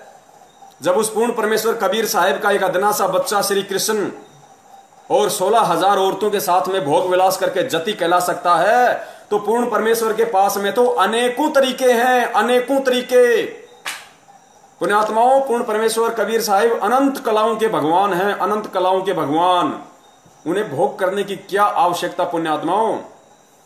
लेकिन लीलावश वो कुछ भी कर लेते हैं, असंभव परमेश्वर के लिए कुछ भी नहीं है। पुण्यात्माओं, परमेश्वर तो परमेश्वर होता है, उनके तो ना कोई लिंग होता है, ना कोई योनि होती है। लेकिन 650 साल पहले जब परमेश्वर आए, शिशु रूप में प्रकट हुए, तो उनको भी पुरुष इंद्री थी। क्योंकि मुसलमान भाई जब उनकी खतनी करने के लिए गए, तो परमेश्वर ने एक की जगह 5-5 इंद्री दिखाई उनको, 5-5। तो भगवान के तो इंद्री होती ही नहीं, इंद्री तो जीव के होती है। फिर कबीर साहिब जी की इंद्री क्यों थी? तो पुण्यात्मा, इसी लीला को हमें समझना है। हमें इसी उदाहरणों से, इन्हीं बातों से हमें सतगुरु रामपाल जी महाराज जी के ऊपर उन सब एग्जाम्पलों को केंद्रित करना है। गुरुदेव ने क्या कहा था कल, परमेश्वर ने जो वीडियो बनवाया था कि वो जो 9 पेज का जो लेटर आया था हिसार जेल से, भगत ए और भगत बी वाला, उसमें परमेश्वर ने यही तो बताया कि पुण्यात्माओं सारी लीलाएं 650 साल पहले वाली चल रही हैं। तो पुण्यात्माओं, किसने भोग किया? जैसे सुदर्शन जी थे, सुदर्शन जी को तो मालूम भी नहीं कि पांडु की यज्ञ कौन सफल कर रहा है, और परमेश्वर उनका रूप बना के उनकी यज्ञ सफल करके आ गए। तो परमेश्वर है पुण्यात्माओं, उन्हें भोग करने की आवश्यकता नहीं है, ना वो कभी भोग करते हैं, ना उनके गुणों में और लक्षणों में है। इंद्रो माई का किस आत्मा के साथ में पूर्व जन्म का संस्कार था, उस संस्कार का निर्वाह परमेश्वर ने लीलामय तरीके से। पुण्यात्माओं, हमें शरीर वरीर दिखाई नहीं देते, हमें इंद्रो माई को अवश्य लगा, क्योंकि जीव को महसूस नहीं होगा ये सब। जिस प्रकार उन गोपियों को महसूस नहीं हो रहा था, जिस प्रकार उन गोपियों को पता नहीं पड़ा, उन गोपियों को महसूस नहीं हुआ, उन्होंने कभी भी ये मन में नहीं लाए कि श्री कृष्ण के अलावा हमारे साथ किसने भोग किया होगा क्या। वो तो आश्चर्य में पड़ गई कि श्री कृष्ण ने तो अनेकों बार हमारे साथ भोग विलास किया है, ये कैसा अचरज हो गया। इसी प्रकार अनारो माई को इस बात का तनिक भी आभास नहीं हो सकता, उनको तनिक भी एहसास नहीं हो सकता, जिस प्रकार उन गोपियों को नहीं हुआ। और जब गोपियों को नहीं हुआ और फिर श्री कृष्ण जी जति कहला सकते हैं, तो इधर हमारे परमेश्वर तो उनके बाप हैं, बाप, ये क्या नहीं कर सकते। तो पुण्यात्माओं, ये उदाहरण हमें समझने पड़ेंगे। परमेश्वर के ये अनमोल वचन, ये सत्संग गुरुदेव ने क्या बताया। क्या कभी भी सतलोक आश्रम बरवाड़ा में गुरुदेव ने कभी भी किसी भगत को किसी भी सत्संग में ये कहा कि भाई मेन गेट के पास में जो शंका समाधान का एक कमरा बना हुआ है, वहां मैंने मेरे छोटे भाई महेंद्र को बैठा रखा है, और तुम भक्तों को जो भी शंका हो वहां जाके समाधान करवा लो? कभी नहीं कहा परमेश्वर ने, कभी नहीं कहा। क्यों नहीं कहा? क्योंकि परमेश्वर को पता है कि यदि ये दूसरों के आश्रित हो जाएंगे तो जीव जीव को भ्रमित कर सकता है, जीव जीव को भ्रमित कर सकता है। इसलिए परमेश्वर बार बार कहा करता थे कि पुण्यात्माओं, यदि कोई चीज तुम्हारी समझ में नहीं आ रही है, क्योंकि तुम जीव हो, तुम्हारी बुद्धि अभी उस स्तर की नहीं है, उतना काम नहीं करेगी। इसलिए जब ये दास सत्संग करता है या तुम इस दास के सत्संग सुनते हो, और यदि तुम्हें कोई चीज समझ में नहीं आती है, तो मन में विक्षेप लेके मत आना, कोई शंका पैदा मत करना, तुम सत्संग ही सुनते रहना। एक ना एक दिन तुम्हारी शंका का निवारण किसी न किसी सत्संग में वो अंतर्यामी परमात्मा कर ही देगा।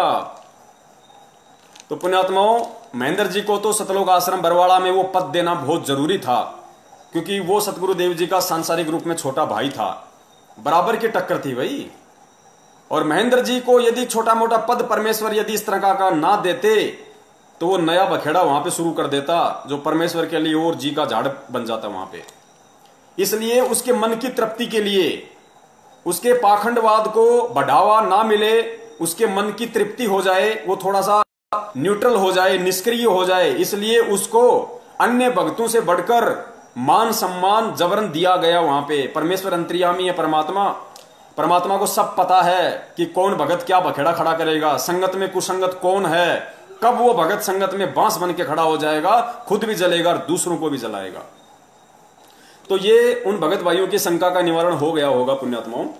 और दूसरा पुण्यात्माओं, हम विचार करें इन सब बातों पे, जो भी हमारे भगत भाई बहन 8 सितंबर 2020 को भगवान का जन्मदिन मनाने जा रहे हैं।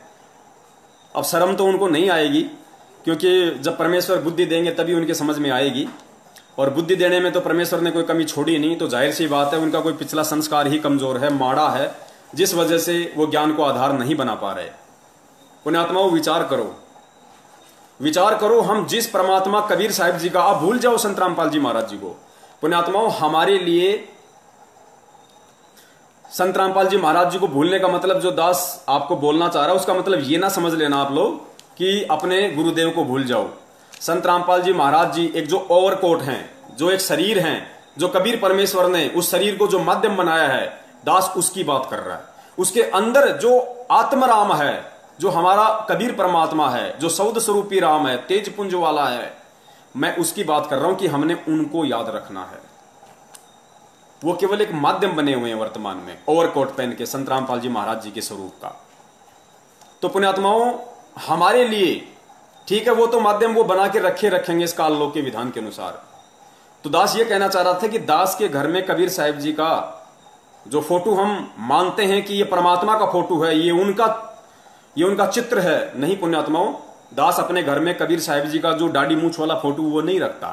दास अपने घर में केवल अपने परम पूज्य सतगुरु रामपाल जी महाराज जी का ही एक मात्र फोटो रखता है, अन्य किसी का फोटो नहीं रखता है। क्योंकि परमेश्वर कहते हैं कि एक कै साधे सब सदें और सब साधे सब जाए, माली सींचे मूल को फले फूले घाए। और एक आत्मा के दो पति नहीं हो सकते, नेवर कदापि।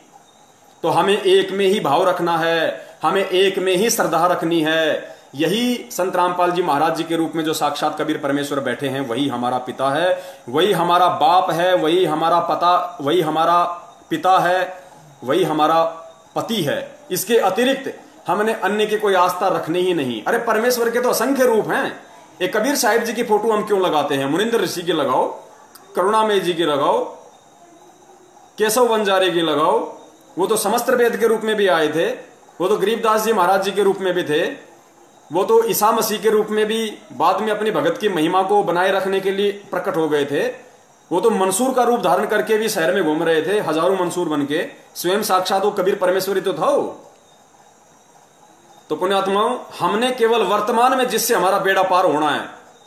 पुण्यात्माओं, जैसे गुरुदेव ने हजारों बार बताया कि भाई जिसको सेव खाने की इच्छा है, जिसको आम की भूख है, उसके सामने एक तो आम का चित्र रख दिया जाए और एक साक्षात आम रख दिया जाए, तो मूर्ख से मूर्ख आदमी भी, मंद बुद्धि से मंद बुद्धि प्राणी भी, जिसको भूख लगी होगी, पुण्यात्माओं, वो चित्र को नहीं उठाएगा, वो देखे भी नहींगा उस चित्र की तरफ। वो तो उस आम को उठाएगा तुरंत और छील छाल के तुरंत खा लेगा अपनी भूख मिटाने के लिए। तो पुण्यात्माओं, आप और हम पुण्यात्माओं को भक्ति की भूख है, भक्ति की भूख, हमें सतलोक जाना है। और हमारा आम, जीता जागता आम वक्त गुरु संत रामपाल जी महाराज जी है, जिससे हमारी वो प्यास मिटेगी, वो भक्ति की भूख मिटेगी, उस चित्र से नहीं मिटेगी। वो चित्र ना आज हमें सत्संग सुना सकता, वो चित्र ना आज हमारी शंकाओं का निवारण कर सकता, वो चित्र ना हमें लाभ दे सकता, वो चित्र ना हमारा कोई मार्ग दर्शन कर सकता, वो चित्र ना हमें कोई आशीर्वाद दे सकता, और ना उस चित्र से हमारा कोई काम सर सकता। तो उस चित्र का हमारे जीवन में क्या यूज? कोई यूज नहीं है। उस चित्र का यूज केवल संत रामपाल जी महाराज जी के लिए था, कबीर को भगवान साबित करने के लिए, आप और हमारे से, जगत वालों से देवी देवताओं की भक्ति छुड़वाने के लिए, हटवाने के लिए। उनकी मजबूरी थी, उनको वो चित्र आधार बनाना था कि परमात्मा कबीर जी हैं जो 650 साल पहले आए थे। उसके अलावा उस चित्र का आप और हमारे जीवन में वर्तमान में कोई महत्व नहीं, कोई औचित्य नहीं है। यदि हमारे जीवन में कोई महत्व है तो केवल कबीर साहिब जी की वास्तविक फोटो जो आज संत रामपाल जी महाराज जी के रूप में वो हैं, उनसे हमारे पाप कटेंगे। परमेश्वर ने कभी नहीं कहा कि भाई कबीर जी के फोटो के दर्शन करने से हमारे पाप कर्म कट जाएंगे। नहीं, परमेश्वर क्या कहते हैं? कबीरा दर्शन साधु का, मुख पर बसे सुहाग, दर्श उन्हीं को होते हैं जिनके पूर्ण भाग। और कबीरा दर्शन साधु का, परमात्मा आवे याद, लेखे में वो है गड़ी, बाकी के दिल बर्बाद। साधु दर्शन, साधु की याद, तो साधु बनके आज कौन आया है? कबीरा दर्शन साधु का, तो हमारे लिए साधु कौन है? साधु रूप में कौन आया है? साहिब से सतगुरु भय, सतगुरु से भय साध। वो परमेश्वर ही तो खुद साहिब है। साहिब से वो सतगुरु की भूमिका करता है, और सतगुरु से बनता है फिर साध। और फिर कहते हैं कबीरा दर्शन साधु का, परमात्मा आवे याद, लेखे में वही घड़ी बाकी के दिन बर्बाद। तो हमारे लिए तो जो साधु रूप में सतगुरु रामपाल जी महाराज जी वर्तमान में प्रकट हैं, 8 सितंबर 1951 के दिन भारतवर्ष की इस पवित्र भूमि पे हम सब आत्माओं के आत्म कल्याण के लिए, उद्धार के लिए, चाहे उनकी फोटो हो चाहे वो साक्षात हो, वो आज हमारे लिए महत्व रखती हैं। उनकी फोटो देखने से भी हमारे उतने ही हमारे बल्कि भाग जागृत होंगे, हमारे पुण्य बनेंगे, जितना कि हम उनको साक्षात देखें। क्योंकि फोटो देखेंगे तो भी हमें संत रामपाल जी की ही याद आएगी, हमें उनके वो आशीर्वाद देते हुए हाथ याद आएंगे, उनका वो मुस्कुराता हुआ चेहरा याद आएगा, नाम दीक्षा देते समय उनकी वो परछाई हमारे समक्ष आएगी। तो पुण्यात्माओं, हमें साधु रूप में कबीर साहिब जी जो प्रकट हैं वर्तमान में संत रामपाल जी महाराज जी के रूप में, चाहे वो साक्षात हो चाहे उनकी फोटो हो, वही हमारे लिए पूजनीय है, वही हमारे लिए आदरणीय है, वही हमारे लिए सम्माननीय है। अन्य किसी की फोटो हमारे लिए कोई महत्व नहीं रखती है। उस फोटो का महत्व केवल दुनिया को, कबीर को भगवान साबित करने के लिए संत रामपाल जी महाराज जी के लिए था, आप और हमारे लिए नहीं। क्योंकि आज हमें यह समझ में आ जाना चाहिए कि कबीर जी की फोटो के आधार से कबीर जी को भगवान साबित करने वाला कौन हो सकता है? अरे कबीर को भगवान कौन साबित कर सकता है? कबीर को खुद ही कबीर साबित कर सकता है। अन्य 2 कौड़ी के जीव की औकात नहीं, जिनकी बुद्धि ब्रह्मा विष्णु महेश से ऊपर नहीं है। गीता जी में गुरुदेव ने बताया कि ब्रह्मा विष्णु महेश की पूजा करने वाले को काल भगवान ने 5 गालियां दी हैं कि अर्जुन ये राक्षस प्रवृत्ति के लोग पता नहीं क्या क्या गालियां जो परमेश्वर हमें जो सुनाते हैं कि ये मंद बुद्धि, मनुष्य में नीच, ये मुझे भी भगवान नहीं मानते। काल भगवान कह रहा है कि मुझे भी परमात्मा नहीं मानते। ये ब्रह्मा विष्णु महेश जो तीनों गुण हैं और इनके नीचे जो देवी देवता हैं, उन्हीं को भगवान मान के बैठे हैं। तो पुण्यात्माओं, जिस 21 ब्रह्मांड के जिस प्राणी की बुद्धि काल से ऊपर नहीं है, आप इस 21 ब्रह्मांड में जितने भी बड़े बड़े जो ऋषि मुनि हुए हैं, साधु महात्मा हुए हैं, जो तपस्वी हुए हैं, दुर्वासा जैसे, वशिष्ठ जैसे, वाल्मीकि जैसे, विश्वामित्र जैसे, मार्कंडे जैसे, चुणक जैसे पुण्यात्माओं, परमेश्वर ने कितने उदाहरण बताए। उनकी बुद्धि ओम नाम से ऊपर नहीं गई, काल से ऊपर उनकी बुद्धि नहीं गई कि काल से ऊपर भी कोई भगवान है। तो पुण्यात्माओं, इस कलयुग में, इस पिछली पीढ़ी में, और काल से ऊपर महाकाल जिसको हम अक्षर ब्रह्म कहते हैं, और अक्षर पुरुष से ऊपर पूर्ण ब्रह्म, पार ब्रह्म कबीर साहेब, उसकी जानकारी स्वयं कबीर के अलावा दुनिया को कौन दे सकता है? क्या आज से पहले किसी ने बताया अक्षर पुरुष के बारे में, गीता जी में लिखा होने के बाद भी? तो पूर्ण परमेश्वर कबीर साहिब की जानकारी स्वयं कबीर ही आकर दे सकता है। इसलिए गुरुजी बार बार सत्संगों में कहते हैं, इशारा करते हैं कि पुण्यात्माओं, 650 साल पहले परमात्मा ने तत्वदर्शी की भूमिका निभाई थी, सतगुरु की भूमिका निभाई थी, और सतगुरु की भूमिका केवल परमेश्वर ही निभाता है। तत्वदर्शी संत की भूमिका केवल परमात्मा स्वयं ही निभाता है। अपने द्वारा रची गई सृष्टि की सही सही जानकारी वो कबीर साहब स्वयं ही आकर यहां देता है। और आज क्या कह रहे हैं परमेश्वर कि खुलकर कह रहे हैं, सीना ठोक के कह रहे हैं परमेश्वर, मेरे पूज्य गुरुदेव संत रामपाल जी महाराज कि पुण्यात्माओं, ये कोई अहंकार नहीं, ये कोई बड़ाई नहीं। 10 रुपए के नोट पे यदि ये लिखा होता है कि मैं धारक को 10 रुपए अदा करने का वचन देता हूं, तो उसका अहंकार नहीं है, क्योंकि वो है 10 रुपए का नोट। तो संत रामपाल जी महाराज जी कहते हैं कि पुण्यात्माओं, आज इस 21 ब्रह्मांड में इस रामपाल दास के अलावा कोई तत्वदर्शी संत नहीं है, कोई सतगुरु नहीं है। पुण्यात्माओं, ये जितने भी संत हैं, ये पंथ हैं, चारों शंकराचार्य हैं, मठाधीश हैं, मंडलेश्वर हैं, दुनिया भर के बैठे हैं, गांव गांव में, शहर शहर में, ये भागवत करने वाले, रामायण करने वाले। क्या आज तक किसी ने कहा कि इस पूरे 21 ब्रह्मांड में हमारे अलावा कोई संत नहीं है, कोई भगवान नहीं, कोई तत्वदर्शी नहीं, कोई सतगुरु नहीं? इनकी हिम्मत नहीं कहने की, इनके मुख से नहीं निकल सकता। और पुण्यात्माओं, विचार कर लेना, ये जितने भी संत महंत हैं, ये सब मां के गर्भ से जन्म लेके आए हैं। इस दुनिया में जितने भी प्राणी हैं, इस 21 ब्रह्मांड में, चलो सबसे पहले हम इस पृथ्वी लोक की बात करते हैं। पुण्यात्माओं, इस पृथ्वी लोक पे जितने भी प्राणी हैं, वर्तमान में एक सतगुरु रामपाल जी महाराज जी को छोड़ के, क्योंकि वो स्वयं परमात्मा है, पीव है, उनके अलावा इस पूरी पृथ्वी पे सब के सब जीव हैं। ये चाहे कितने ही बड़े बड़े महात्मा बने बैठे हों, शंकराचार्य बने बैठे हों, इनकी औकात नहीं कि ये अपने माँ बाप को उपदेश दे सकें, ये अपने माँ बाप से दंडवत प्रणाम करवा सकें, इनकी औकात नहीं है, क्योंकि ये जीव हैं, इनकी हैसियत हो ही नहीं सकती, इनकी बुद्धि वहां तक जा ही नहीं सकती, ये कर्म करने की इनके अंदर वो पावर आ ही नहीं सकती, इनके अंदर वो हौसला, वो विश्वास पैदा हो ही नहीं सकता। तो पुण्यात्माओं, इस पूरी पृथ्वी का ये इतिहास है, इस पूरी पृथ्वी का ये इतिहास है कि संत रामपाल जी महाराज जी के अलावा पुण्यात्माओं परमेश्वर 650 साल पहले भी आए थे, लेकिन नीरू नीमा ने कभी उनको दंडवत नहीं किया, क्योंकि गुरुजी ने बताया कि वो कभी उनको परमात्मा नहीं मानते थे। वो जब भी कहा करते थे कि मैं परमात्मा हूं और तुम मेरे बच्चे हो और भक्ति करो, मेरे से नाम लो, तो नीरू नीमा कहते थे हट मारूंगी, भग जा यहां से, बड़ा आया भगवान बनने वाला, हमारा भगवान बनेगा ये। तो पुण्यात्माओं, यही स्थिति आदरणीय गरीबदास जी महाराज जी के साथ में थी। तो पुण्यात्माओं, आज संत रामपाल जी महाराज जी ही वो अकेले एकमात्र इकलौते संत हैं पूरे विश्व में जिनके माता पिता उनको दंडवत प्रणाम आश्रम में किया करते थे। ये पहचान होती है पूर्ण परमेश्वर की, वरना एक 2 कौड़ी का जीव अपने मां बाप से कभी दंडवत नहीं करवा सकता। किसी की औकात नहीं है पुण्यात्माओं इस पूरी सकल सृष्टि में। ये औकात केवल उसी की होती है जो स्वयं परमेश्वर होता है, और उस परमेश्वर के आगे ऑटोमेटिक, चाहे माँ बाप हो, चाहे भाई बंधु हो, चाहे कोई कितना ही बड़ा कोई सेठ हो, चाहे महात्मा हो, उनको झुकना ही पड़ता है उस परमेश्वर के आगे। जैसे 5 पांडव और श्री कृष्ण महाभारत के बाद जब वो अश्वमेध यज्ञ कर रहे थे, तो श्री कृष्ण जी तो राजा था, युधिष्ठिर भी राजा था, 5 पांडव राजा के भाई थे, और सुपथ सुदर्शन रूप में एक वाल्मीकि जाति के रूप में परमेश्वर वहां झोपड़ी में वाल्मीकि की जगह, सुपथ की जगह जाके बैठ गए। श्री कृष्ण जी समेत 5 पांडवों ने दंडवत प्रणाम किया, क्योंकि परमेश्वर कहते हैं कि चुंबक के आगे लोहे की औकात नहीं है, उसको नीचा होना ही पड़ता है, उसको झुकना पड़ता ही पड़ता है। तो पुण्यात्माओं, ये एक बहुत जबरदस्त ये प्रमाण है भक्तों के लिए। जगत हो सकता है इस चीज पे यकीन ना करे अभी, क्योंकि पुण्यात्माओं परमेश्वर से जुड़ने का हर आत्मा का संस्कार है। देखो, हमारे परम पूज्य सतगुरुदेव जी 1994 से नाम दीक्षा दे रहे हैं। इस दास ने 12 अप्रैल 2013 को ही नाम दीक्षा क्यों ली? आप जैसे भगत भाइयों ने 2014 में, 2013 में, 2012 में, किसी ने 2000 में, किसी ने 2004 में ही नाम दीक्षा क्यों नहीं ली? 1994 से नाम दीक्षा क्यों नहीं ली?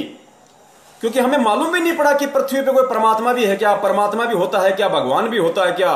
लेकिन जब हमारा उस परमेश्वर से जुड़ने का संस्कार आया, वो समय आया, वो निश्चित दिन आया, तो हमें भगवान का भी ज्ञान हो गया, हमें सत्संगों की महत्वता भी समझ में आने लगी, हमें भगवान की जानकारी भी हो गई, और भगवान ने किसी न किसी को निमित्त बना के, चाहे टीवी के माध्यम से, चाहे पुस्तक के माध्यम से, चाहे किसी सत्संग के माध्यम से, चाहे किसी भाई बहन के माध्यम से, किसी को भी निमित्त बनाया उस परमेश्वर ने, और अपनी शरण में ले लिया, खींच लिया। क्यों? क्योंकि हमारा समय आ गया था, वो ठीक का समय आ गया था। तो पुण्यात्माओं, ठीक के समय के बिना कुछ भी नहीं घटित होगा यहां पे। तो हो सकता है उन जगत वाले भाई बहनों को जो देख रहे होंगे, हो सकता है उनको ये बातें पल्ले ना पड़ रही हो।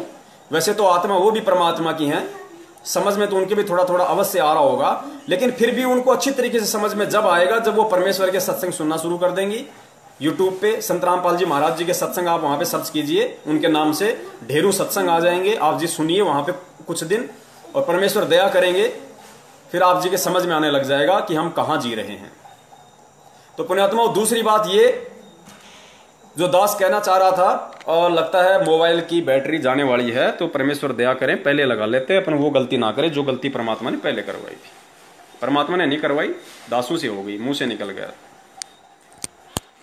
लग गया। और पुण्यात्माओं, इसके अलावा जो एग्जाम्पल जो दास देने जा रहा है सतगुरुदेव जी की सत प्रेरणा से, उनके आशीर्वाद से, उसको जरा गौर से सुनना, और रात को जब सोओ तो सोने से पहले 5 मिनट उस पर विचार करना। देखो, सत्सेवक भाई बहनों को तो विचार करने की आवश्यकता नहीं है, क्योंकि परमेश्वर कहते हैं कि जो जिसके आश्रित हो जाता है उसका तो फिर बाल भी बाका नहीं होता, वो तो फिर चद्दर तान के सो जाता है। परमेश्वर ने क्या बताया? परमेश्वर ने मीन का उदाहरण दिया, फिश का, मछली का। गुरुदेव ने बताया कि मछली जल के आश्रित होती है, और जल उसको इतनी छूट दे देता है, उसको इतनी स्वतंत्रता दे देता है कि चाहे पानी की कितनी ही तेज धारा बह रही हो, मछली विपरीत धारा में और ऊपर चढ़ जाती है, जहां से पानी गिर रहा है उस फॉल के ऊपर चढ़ जाती है। उस बहाव में मछली यूं करती करती करती उल्टी चढ़ जाती है। क्यों? क्योंकि पानी ने उसको छूट दे रखी है, पानी ने उसको स्वतंत्रता दे रखी है, उसको पूरी सिक्योरिटी दी हुई है कि तुम मस्त होके खेल, मस्त होके ना, तेरा बाल भी बाका नहीं होगा। क्यों?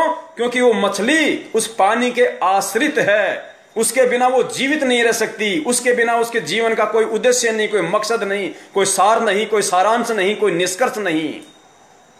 तो पुण्यात्माओं, हम जो सत्सेवक हैं वो हम कोटि कोटि दंडवत प्रणाम करते हैं अपने परम पूज्य सतगुरु देव जी का, कोटि कोटि उनका धन्यवाद करते हैं, उनका आभार व्यक्त करते हैं कि परमेश्वर ने अपना सत्य ज्ञान देके और पिछले जन्मों में हमारे मजबूत भक्ति संस्कार बनाए, ताकि वर्तमान में आज हम उनको पहचान पा रहे हैं, हम उनको समझ पा रहे हैं, हम उनको परमात्मा स्वीकार कर रहे हैं हृदय से।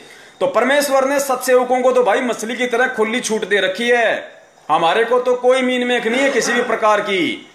और फिर गुरुदेव ने क्या बताया कि हाथी कितना बड़ा होता है, जब पानी की तेज धार आती है तो हाथी भी बह जाते हैं, मगरमच्छ भी बह जाता है। क्यों?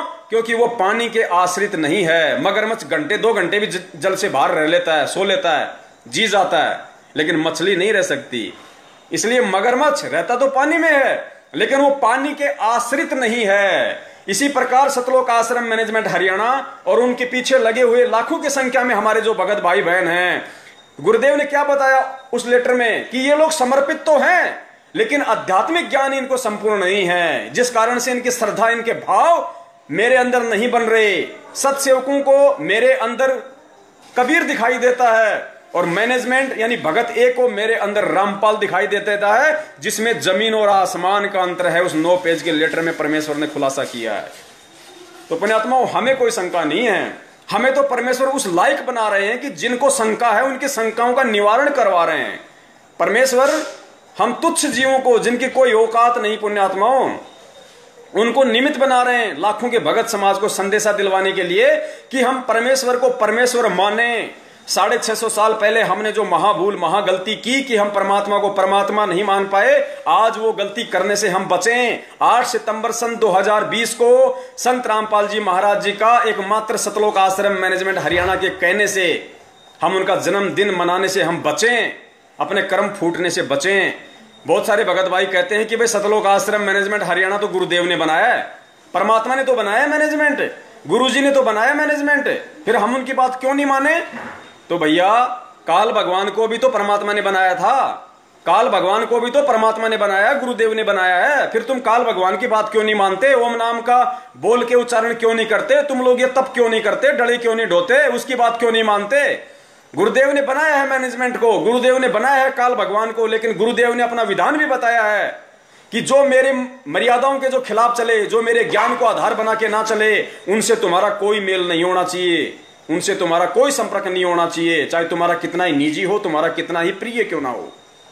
गुरुदेव कहते हैं परम शक्ति संगीतम रिद्धि सिद्धि दाता सोही, अविगत गुण अतितम सत्य पुरुष निर्मोही। जिस प्रकार वो परमेश्वर निर्मोही है इस भक्ति मार्ग में, चाहे उनका कितना ही निजी हो, चाहे वो किसी भी कुल में, किसी भी परिवार में लीला में तरीके से वो प्रकट हो, चाहे वो किसी को अपनी माँ कहते हो, अपना पिता कहते हो, अपना भाई कहते हो, अपनी औरत कहते हो, अपने बच्चे कहते हो, कहते हैं वो निर्मोही परमात्मा है। परम शक्ति संगीतम रिद्धि सिद्धि दाता सोही, अविगत गुण है अतितम सत्य पुरुष निर्मोही। यदि उसकी भक्ति के खिलाफ कोई भी चलेगा तो उसका बक्कल ही उतरेगा, वो मोक्ष प्राप्त नहीं कर सकता। बक्कल उतरने का मतलब ये नहीं कि उसकी गर्दन कट जाएगी आज ही, नहीं। जब मोक्ष नहीं होगा तो काल भगवान अनेकों तरीके से गर्दन काटेगा, कभी गधा बना के, कभी मुर्गा बना के, कभी बकरा बना के। वो गर्दन ही उठाता, वो बक्कल ही उतारता। फिर तो आगामी जो एग्जाम्पल परमेश्वर और दिलवाने जा रहे हैं अंतिम, क्योंकि पुण्यात्माओं 2 दिन हमारे पास में और शेष है, परमेश्वर छोटे छोटे वीडियो बनवाएंगे। हो सकता है आज भी हमें सतगुरु प्रगट दिवस कैसे मनाना है, किस विधि से मनाना है, क्या करना है, हो सकता है आज भी हमारे पास समय ना बचे, इसलिए परमेश्वर उसके लिए कल का दिन निर्धारित करेंगे। उससे पहले एक छोटा सा संदेशा परमात्मा दिलवा देते हैं, ताकि हमें यकीन हो कि वास्तव में 8 सितंबर 1951 के दिन पूर्ण ब्रह्म परमेश्वर वो कबीर साहब सतगुरु रामपाल जी महाराज जी के स्वरूप में जन्म लेकर नहीं बल्कि प्रकट हुए हैं। प्रकट पुण्यात्माओं, काल भगवान हम सब उनको अच्छी तरीके से जानते हैं, हमारा ही बड़ा भाई है। उसी के पीछे लगकर हमने ये महाभूल की थी, अपने पिता से हमने सतलोक में गद्दारी की थी, जिसका परिणाम हम कुत्ते गधे 84 लाख योनियों में भोग कर काट रहे हैं। आज परमेश्वर ने सद्बुद्धि दी, सत्प्रेरणा दी, किसी संस्कार की वजह से अपनी शरण में लिया। अहो भाग्य हम सब आत्माओं का, हम सब कोटि कोटि आभारी हैं परम पूज्य गुरुदेव के। तो पुण्यात्माओं विचार करो जब से वो काल भगवान इस सृष्टि में आया है, आप और हमारे से पहले आया था। दुर्गा और काल भगवान सबसे पहले 21 ब्रह्मांड में आए थे यहाँ पे। उसके बाद फिर सबसे पहले उन्होंने हम आप और हमारे को शब्द से उत्पन्न किया। गुरुदेव ने बताया कि सबसे पहले तो आप और हम जितने भी आत्माएं हैं, इनको दुर्गा ने शब्द शक्ति से उत्पन्न किया, मैथुन क्रिया से नहीं किया था। जब इसकी शब्द शक्ति समाप्त हो गई तो फिर इसने इनको क्या बोलते हैं, इनको ब्रह्मा विष्णु महेश को निमित्त बनाया। और गुरुदेव कहते हैं कि आपने सुना होगा कि ब्रह्मा जी के नाक से इतने जीव उत्पन्न हुए, मुंह से इतने हुए, कान से इतने हुए, क्योंकि इसके पास में शब्द शक्ति थी।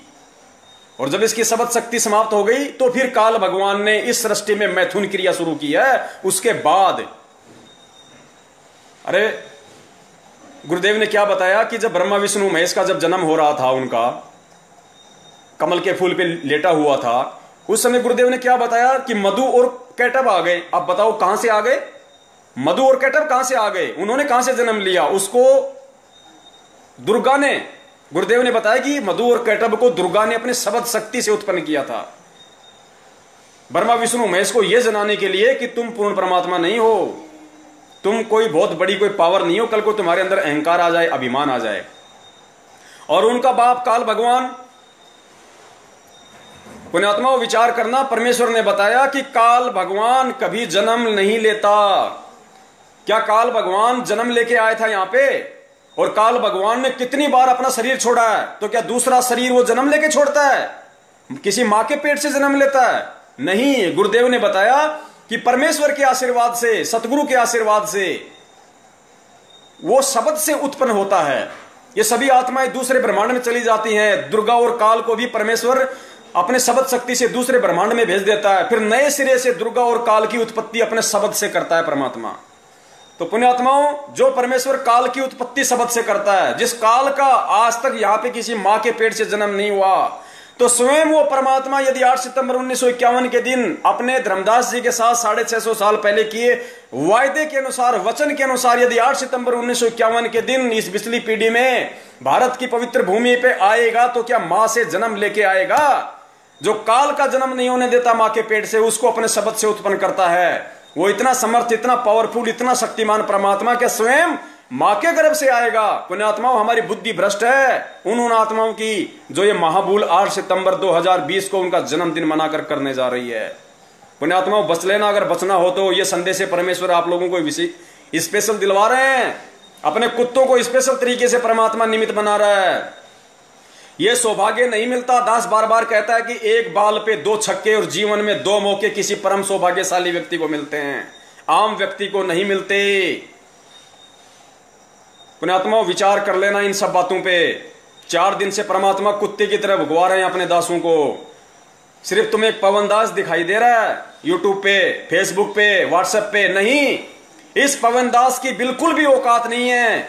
यदि मेरे सत्सेवक भगत भाई मुझे ये सबूत ना दें, यदि वो परमेश्वर के अनमोल जो सत्संग है, मेरी बहनें, मेरे भाई, वो यूट्यूब से गुरुजी के वो सत्संग सुनते हैं, एक एक शब्द को ध्यान से सुनते हैं, और जैसे ही परमात्मा उनको प्रेरणा करते हैं कि ये तो बड़ा अनमोल उदाहरण दिया है परम पूज्य गुरुदेव ने, उसकी तुरंत उसकी कटिंग कर लेते हैं, वो दास को भेजते हैं। फिर परमेश्वर दास को सद्बुद्धि दे देते हैं उस चीज को सही तरीके से व्याख्या करने की, उसका वर्णन करने की। अन्यथा पुण्यात्माओं, इस पवन दास की तो कुत्ते से, सूअर से बढ़ के भी औकात नहीं है। मेरे रिश्तेदार भी सुन रहे हैं इस वीडियो को, मेरे भाई बंधु भी सुन रहे हैं, मेरे गांव वाले भी सुन रहे हैं, सब सुन रहे हैं पुण्यात्माओं।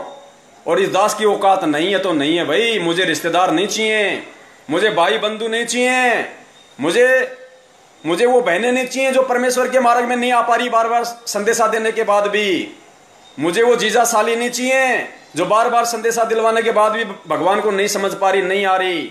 मुझे वो गांव वालों की कोई जरूरत नहीं है। मुझे जो परमेश्वर पृथ्वी पे आया हुआ है, उनको संदेशा भी चला गया, फिर भी वो मालिक के शरण में नहीं आ रहे। तो पुण्यात्माओं, इस दास की एक कुत्ते से बढ़ के औकात नहीं है।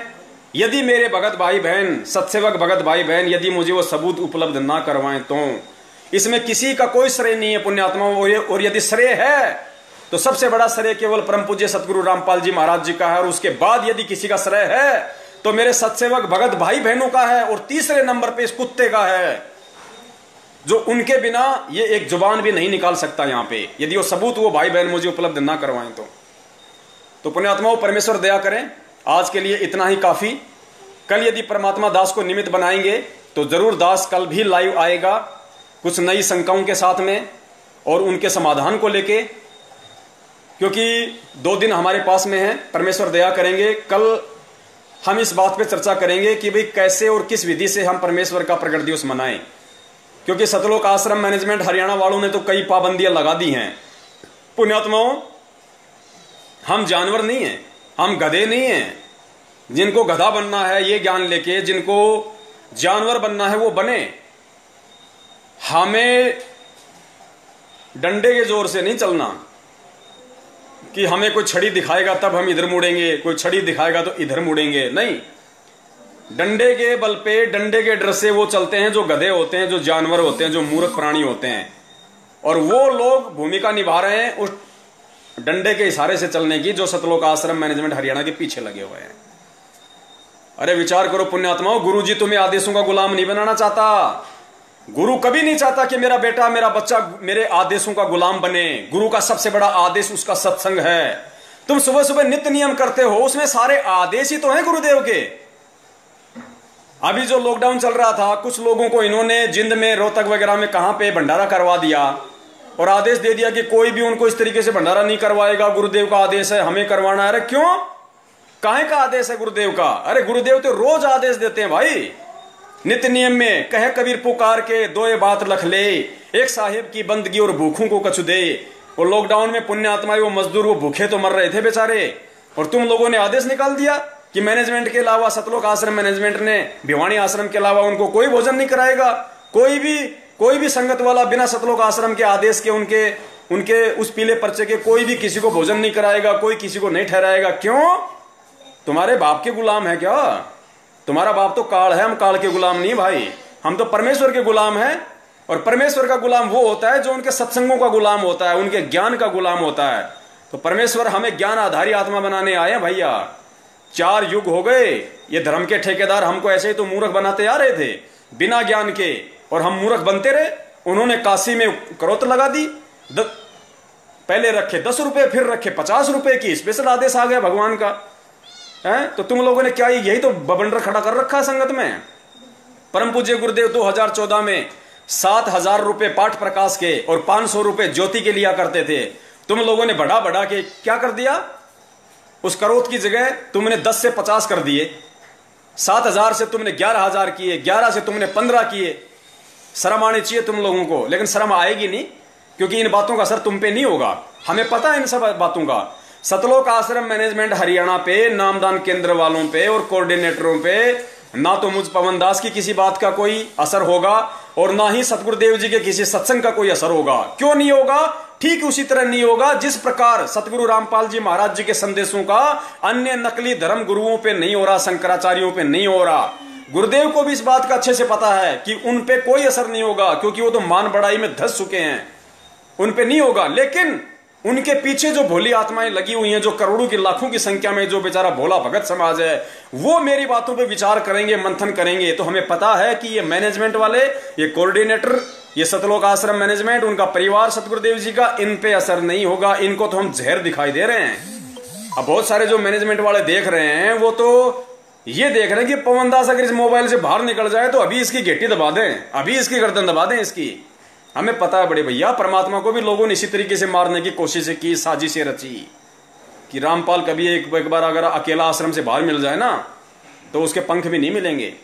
लेकिन वो जानते नहीं कि वो बिना पंखों वाला, भाई बिना पंखों वाला।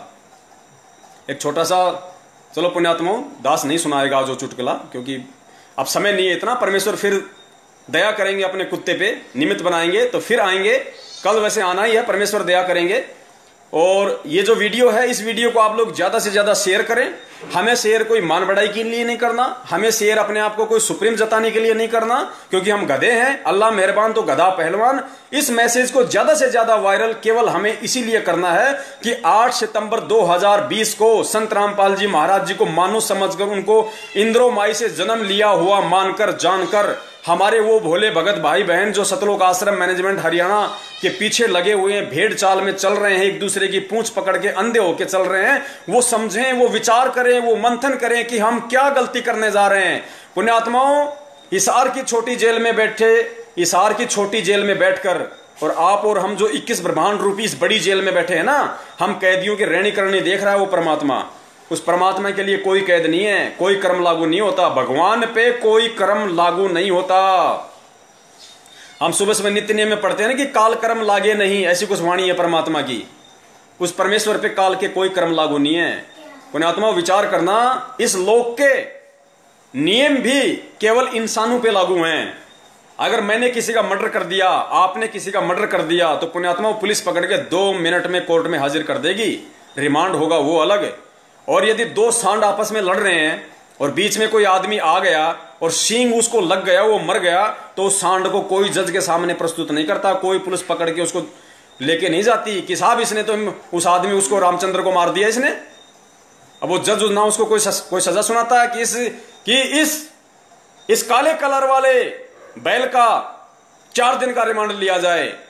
वो बैल उनका रिमांड ले लेगा अगर उन्होंने रिमांड ले लिया तो पुण्यात्मा, जब इस काल लोक में और जानवरों पे नियम लागू नहीं है, जानवरों पे वो कर्म लागू नहीं है जो इंसानों पे कर्म लागू हैं, तो सोचो उस पूर्ण ब्रह्म परमेश्वर पर कैसे लागू हो सकता है? उस पे लागू नहीं होगा। क्यों? क्योंकि कर्म लागू उस पे होते हैं जो मां के गर्भ से जन्म लेके आता है। तो बंदी छोड़ सतगुरु रामपाल जी महाराज जी की जय हो। सभी पुण्यात्माओं तक ज्यादा से ज्यादा ये शेयर करें, और जो भी नए भगत भाई बहन है उनकी कोई भी शंका हो तो वो शंकाएं परमेश्वर के दया से हम कल उनका समाधान करेंगे, क्योंकि कल ज्यादातर समय हम इसी बात पे निकालेंगे कि जो कमेंट्स आ रहे हैं, आज भी बहुत सारे भगत भाई बहन हैं जिनके वो कमेंट्स आ रहे थे, लेकिन दास उन पे ध्यान नहीं दे पा रहा पुण्यात्माओं, क्योंकि परमेश्वर ने जो दिमाग में डाउनलोड कर रखा है, जो फीड कर रखा है पुण्यात्माओं, यकीन मानना जो दास हाथ से लिख के बैठता है उस पर तो चर्चा ही नहीं होती, उससे तो खाली शुरुआत होती है। बाकी तो परमात्मा पता नहीं आगे से आगे क्या कुछ दिमाग में रील चलाते रहते हैं कि बेटा तुझे ये बोलना, तू ये बोल, तू ये बोल। कहते ना गरीब दास हर रूप में तू ही बोलनहार। तो परमेश्वर ही आगे से आगे सारा पिक्चर को चलाते हैं। लेकिन फिर भी हम परमेश्वर से अरदास करेंगे, हम विनती करेंगे अपने पूर्ण ब्रह्म से कि हमारे भगत भाई बहन जो कमेंट्स में अपने जो शंकाएं जाहिर करते हैं, हो सके तो हम उनका भी समाधान करें, क्योंकि परमेश्वर ने हमें ये आदेश दे रखा है। जब हम नाम दीक्षा लेते हैं तो सत्संगों में भी कई बार सतगुरुदेव जी कहते हैं कि भाई देखो, हर बार हर सत्संग का जिक्र मैं यहां सत्संग में नहीं कर सकता, और आप लोग भी हर सत्संग को अटेंड नहीं कर सकते हो। इसलिए जो भी शंका होती है, आप अन्य जो भगत हैं, जो पुराने भगत हैं, आप उनके संपर्क में रहो, उनसे भी आप इन बातों को पूछ सकते हो।